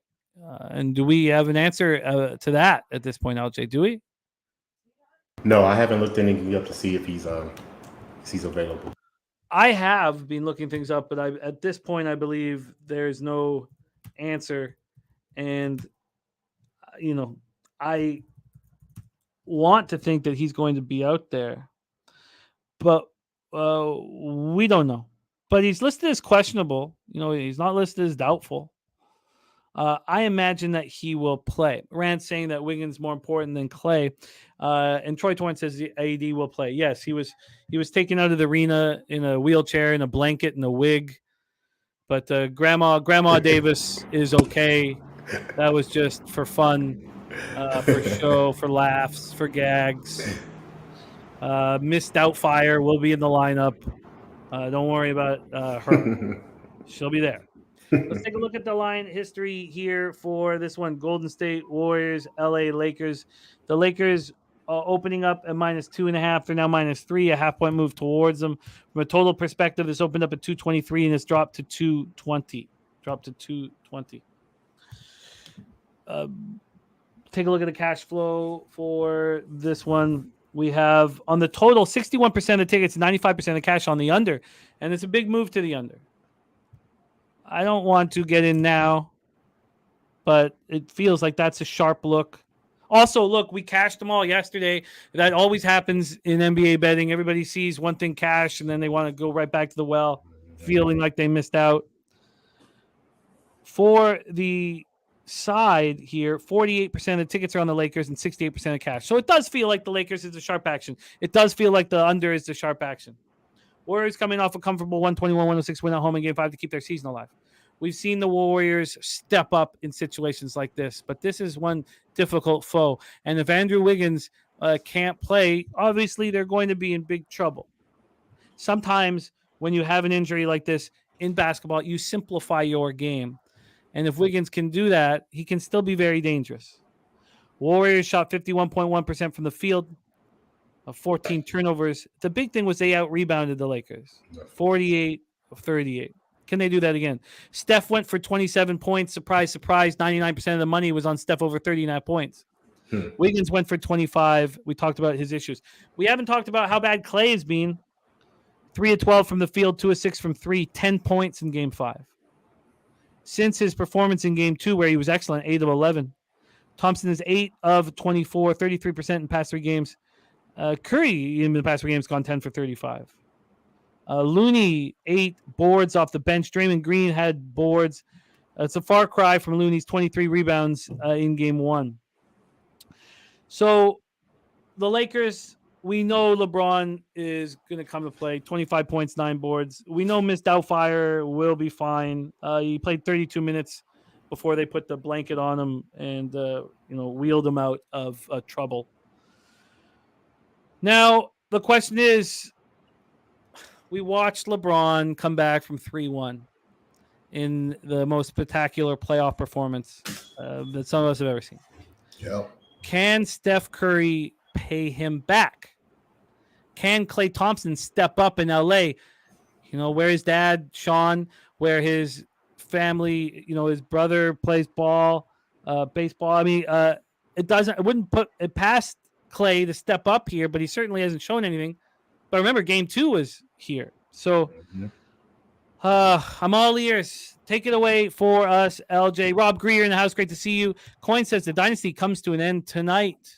Take it away for us, LJ. Yeah, man. There's some interesting storylines in this game. AD's health. Will he be effective on the way he went out last game? We don't know that.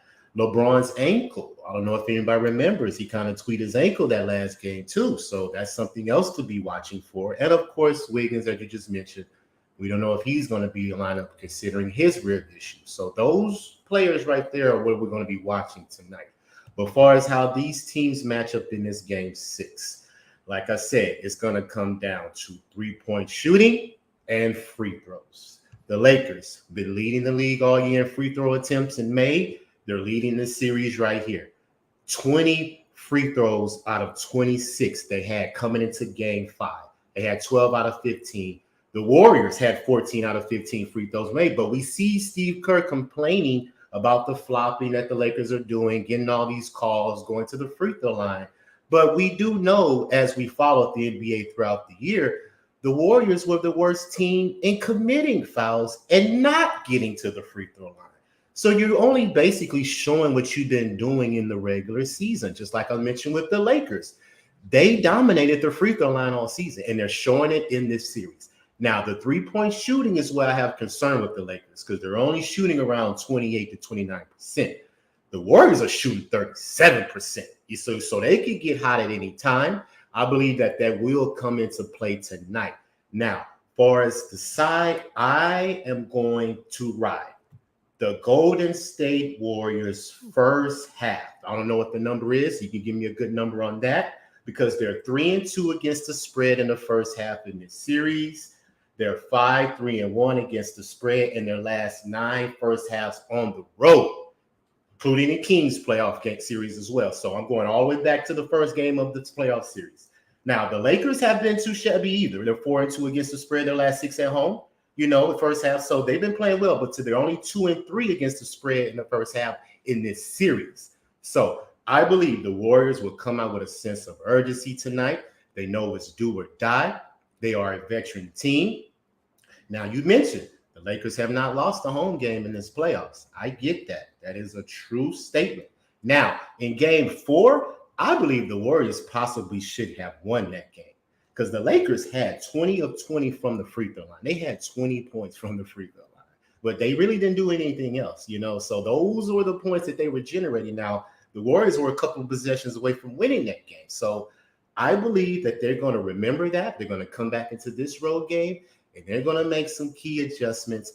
I don't mind Wiggins being out because I think the Warriors have the experience to overcome that for this game. And like I said, I'm a guy that rides the trend until the trend ends. Golden State Warriors have won 28 straight playoff games on the road in a series. Now, it could have been the one game 4 that they should have won. It could have been that road game right there. So I'm not saying that it's going to be this one, but I'm just riding the trend because they haven't won a road game in this series yet. This is their last one. So let's see if the Warriors can continue that trend. So I'm on the Warriors first half, and I'm on the +3 full game. Now, I'm going to sprinkle the money line, but I'm not making it official because they probably will lose by a possession. You get what I'm saying? But I'm going to take the points because I do believe it will be a close game. I think Steph Curry will show up as the MVP top 10 player that I feel he is. 32 points. He's averaging on the road in these 6 road games in the playoffs, averaging 4 3-pointers made. Now, my record, I believe, Jimmy, has been tainted because I take a lot of props, and those props have been hurting my record. So I'm just going to take one prop today, and it's Steph Curry. I think, what is his points? Over 32 and a half, 31? I don't know what his points is. Somebody could put it in the chat for me, but I'm taking Steph Curry's points because I do believe they have to ride him out in this elimination game. I don't expect Klay Thompson to do too much. I don't expect any other players to do. They can play their roles, Draymond Green, people like that. But I just feel Steph Curry is going to have to make an impactful statement tonight for these Warriors to continue this series. So, Warriors first half, Warriors +3 full game. We're going to get most bet prop tonight. Mike M says Curry over 31.5 points. Can we get some juice there? -105 from Billy Frederick over 31.5 points. I have this question here. You say that, if Wiggins is out, they're deep enough to handle it. Who will defend LeBron if Wiggins is out? Hey, man, it'll be a collective effort. I trust Steve Kerr will make the proper adjustments and put some bodies where he needs to. Now, I'm depending on them to have a great shooting night. If they're not hitting their 3, then all bets are off. I'm just trusting that the Warriors are going to be efficient from the 3 and stop the Lakers from dominating the paint because that's where they're dominating in the paint. But like we say, AD shows up sometime. He doesn't show up sometime. And the penetration is getting those free throw attempts for the Lakers. So as long as the Warriors can stay out of foul trouble and also keep the turnovers down, they're averaging probably around the same amount of turnovers, and points off turnovers are at 20. So both teams are probably really sloppy with the ball. But in situations is where I'm going to pay attention to who makes the right play. Now, I understand Wiggins is hurt. I get it. But I say AD's hurt, hobbling a little bit. So I say on both sides they have issues with bodies. So it's all about the war of attrition, as we know in the NBA. That's what it's about. It's overcoming adversity. And the Warriors have been in this situation before. Not to say LeBron hasn't, but I'm riding with the Warriors because 28 straight series, they won a playoff road game. So I have to ride that trend until the end. I love it. And it does give me hope that I can, stay alive here. There's, Burn One says that Medea is not hurt and that she's fine, but we'll have to see here. There is rumors about LeBron's foot as well. Mm-hmm. Let's bring on our hottest NBA capper, fresh off sweeping the board yesterday. Please welcome a man known for his sweet tea tits, Jose One Hole, Three Fingers Bouquet. Jose, your thoughts on either one of these Giant games? I'll give you thoughts on this Lakers game because no one gives a fuck about the Heat's Knicks game. No. I hope Scott Foster does his job and extends that series, but no one gives a fuck about that series. Lakers Warriors, the series that it's legacy defining for one LeBron James here because LeBron James is just gotten owned by Wardell for his entire career.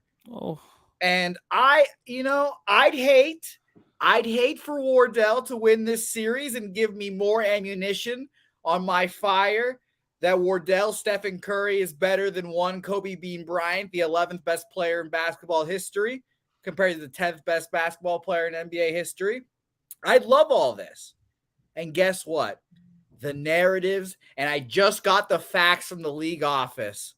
We're getting 7 games. How are we not getting 7 games in this series? How are we not? The NBA loves this shit. We need it badly here. And LeBron James will do everything he can to win this basketball game. But Medea will not be there to help him. He'll get clipped in the head with an elbow, an errant elbow from Draymond Green. He'll go, and then fall apart here. And he'll get wheelchair off again.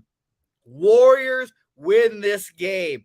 Draymond Green has his best game as a Warrior in, since that game 7 against the Cleveland Cavaliers where he magically scored 30 points and had like 8 threes in one game. I think he has a big game here tonight. I think Clay's corpse gets revived for one game. He sleeps and lies in wait for game 6s as he always does. Is he washed up now? Yes. Is he not good anymore? Yes. But we only need him for one basketball game, and the Warriors win tonight in Los Angeles. This is the only team that's been up 3-2 and has been favored so far. I'm not counting the Heat, obviously, because that series doesn't count. But the Nuggets were underdogs last night. Your Celtics, they were favored, but whatever. That's not fitting the narrative. And we're going to win this basketball game here. So Warriors win this game. I can't wait to watch it because I hate both of these teams, and I just want both of them to suffer. You want them on the money line or the spread? I'll take them. I'll take them the money line here. No problem. We'll extend the 2-0 NBA capper streak to 3-0. And, of course, Jimmy, while I'm here, come on. We saw them fold up like flapjacks last night. 0 for 8 in fourth quarter for threes. I listed off the entire Doc Rivers resume for everyone to see. I said it, 3 2s blown, 3 1s blown, just everything you want blown.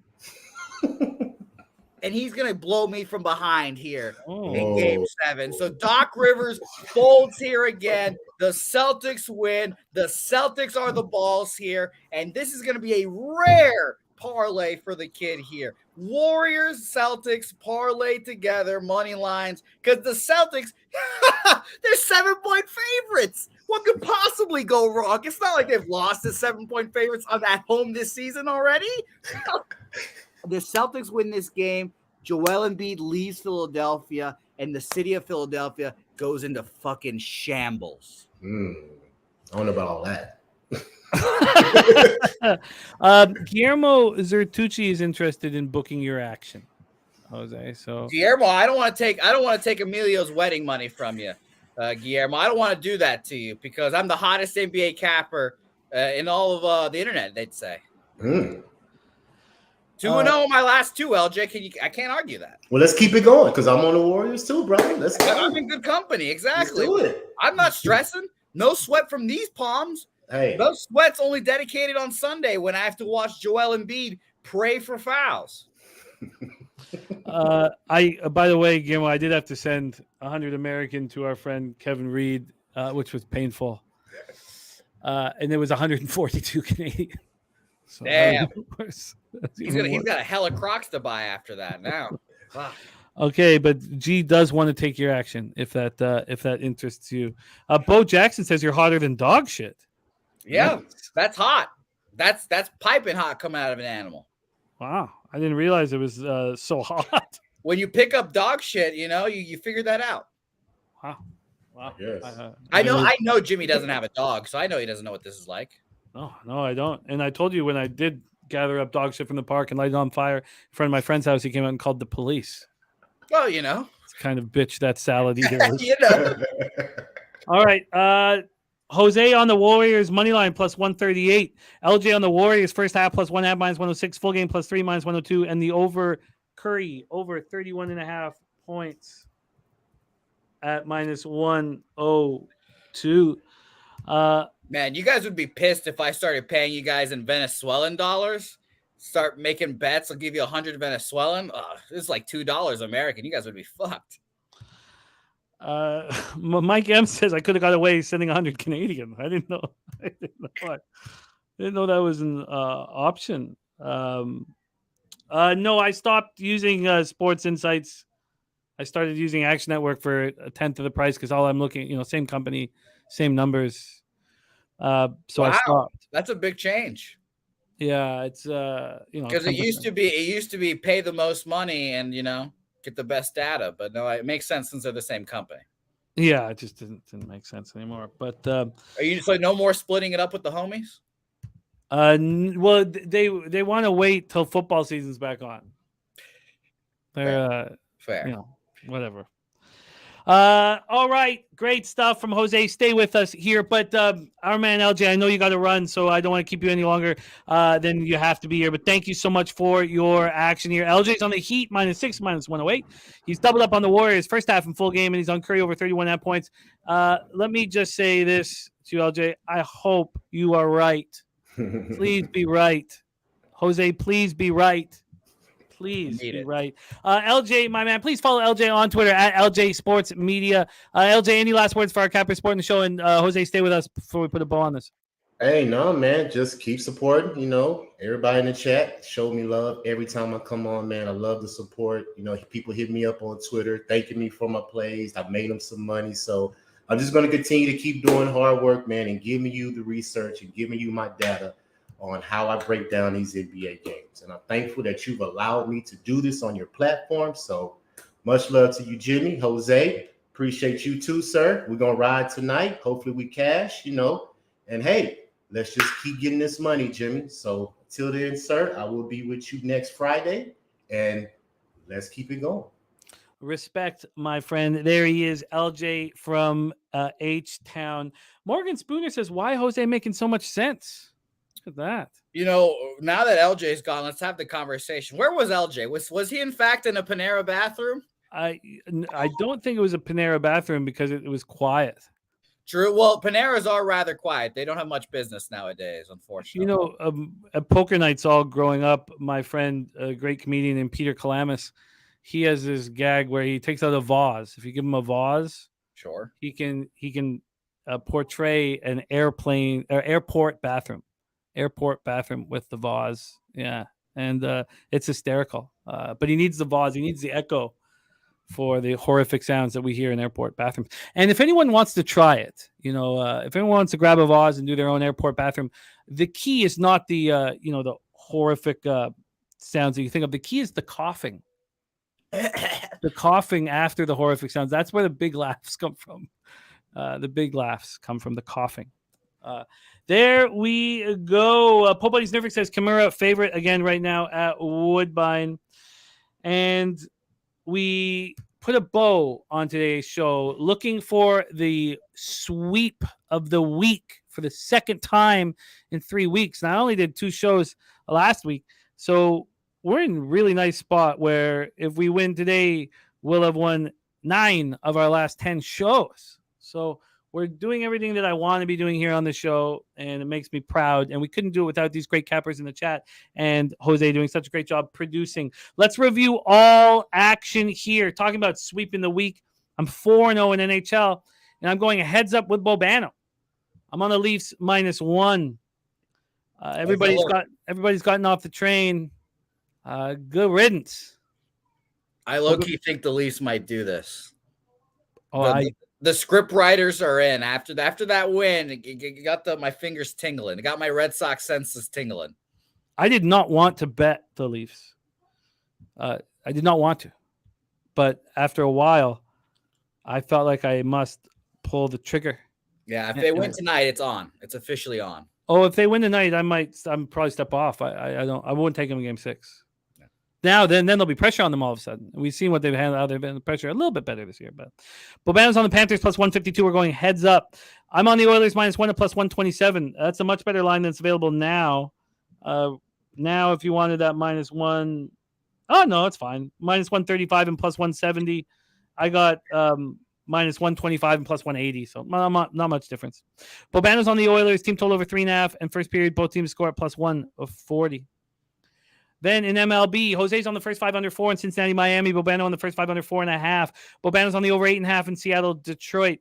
Carlos Garcia's reverse cowgirl play today's Padres money line. I'm on Washington Nationals first 5 +115. Bobano's on the Nationals first 5 +100. I told you that I've been tracking all these plays that I make the night before out of the need to have action for a radio show in the morning. 5-1 so far this year. And when it gets a little bit less pressure with the playoffs slowing down in NHL and NBA, I'm going to focus on doing that every show. So I'm going to really focus on that. And I got +115 on that, paying her, it's all minus money right now. But Bobano got the last plus money on the board, +100. Bobano's on the Orioles -1, the over 8.5 in Pittsburgh, Baltimore. Billy Friedrich's on the team total over 4.5 for the Orioles. Hunter Englehart's on both teams to score 4 or more at +140. We all stayed off of Tampa and New York Yankees. Bobano's on Strider over 8.5 Ks +118. Braves -1 at -125. This is our action from our guy Mally Mal. Marlins first 5 -0.5. Red Sox over 10.5. Brewers first 5 -0.5. Brewers full game -1.5. Phillies first 5 -0.5. Orioles over 8.5. Astros under 9. Dodgers over 8.5. And those are the 2 auditions I'm making, but we're going to get to them here in a second. Dabby Cab's on Rangers first 5 -0.5 -120. He's leaning towards the Braves team total over in the Braves first 5. Mike M's pimp slap play today is the Houston Astros. Noli Nose moved on the under 8.5 in Angels Guardians, and I'm interested. I'm interested in joining there. I did a great job, regardless of what happens. I really think I did a great job getting that first 5 over 5.5, full game over 10 in St. Louis, Boston. Bobano jumped on the over 10.5. There's just 11s now. Jose's on the Red Sox -1 at -116. I'm on the first 5 under 4, -105, full game under 8 in Chicago, Minnesota, Cubbies, Twinkies. +116. Sorry? I think it was +116 instead of -116. I think I heard you say minus. I'm not sure. I did. Yeah, Thank +116. you. Oh, okay, that's very important. Thank you. Very, very important. Very important. Astros -1 at -120 for Rocco Rogers. Bobano's also on the Astros -1. I am not. Royals, Brewers, we stayed off. I apologize for the crying in the background. Bobano is on the Rockies first 5 +120, full game +120. If I can bet that first 5 under 6.5, I'm going to bet it right now. I'm a better right now. Oh, no. We have a new entrant here. Late. Someone's doing the chat. Oh, it's fun. Oh, Razor, how was your night last night, Razor? I hope you hedged, buddy. Bobano is on the over 9.5 in Giants Diamondbacks. Spreadsheet play day, San Francisco -112. Bobano's on the over 8.5 in the Rangers A's. Meadowlark Lemon play today. Oakland team total over 3.5. Joe Yurkovich on Texas team total over. And Dabby Cab, I said Rangers first 5 -0.5. Bobano is on the Dodgers -130. I'm adding the over 9 to that spot. So I'm adding the Rockies on first 5 under 6.5 and the over 9 full game. Don't forget, we have our big live betting show tonight for both of these NBA games this evening, hosted by Razor Sharp Picks and Dabra Cadabra. Knicks, Heat, and Warriors, Lakers. Let's fill up that show for those live games and make money with the squad. And in NBA, of course, LJ is on the Heat -6 and the Warriors first half +1.5, full game +3. Curry over 31.5 points. Jose's on the Warriors money line +138, and I think I'm just going to stay off with my futures, and hopefully when the Dallas Stars play the Edmonton Oilers in the next round, I can stay off most of those games too and just count money. Hopefully. That's going to be a challenge for you. That's going to be a physical challenge to you to stay off of all of those games, right? It won't be, because the only games I'll make moves on would be game 2 and game 4. So you say this, you say you don't bet game 1s, but you end up betting the game 1s because you're a degenerate and we love you for it. But look at the negative ROI staring me in the face in those game 1s. I 100% agree with you. I know. I think you bet one last round too, which it made me laugh when I heard it. But yeah, if I didn't bet any, I'm 28-20 plus 8.66 units. I'd be way over double-digit units if I stayed away from game 1s. And there we go. Gamblers first glance is in. Lakers money line. Lakers money line from Razor Sharp Picks. Lakers money line is in, and you can join Razor and watch it live with none other than Razor Sharp Picks.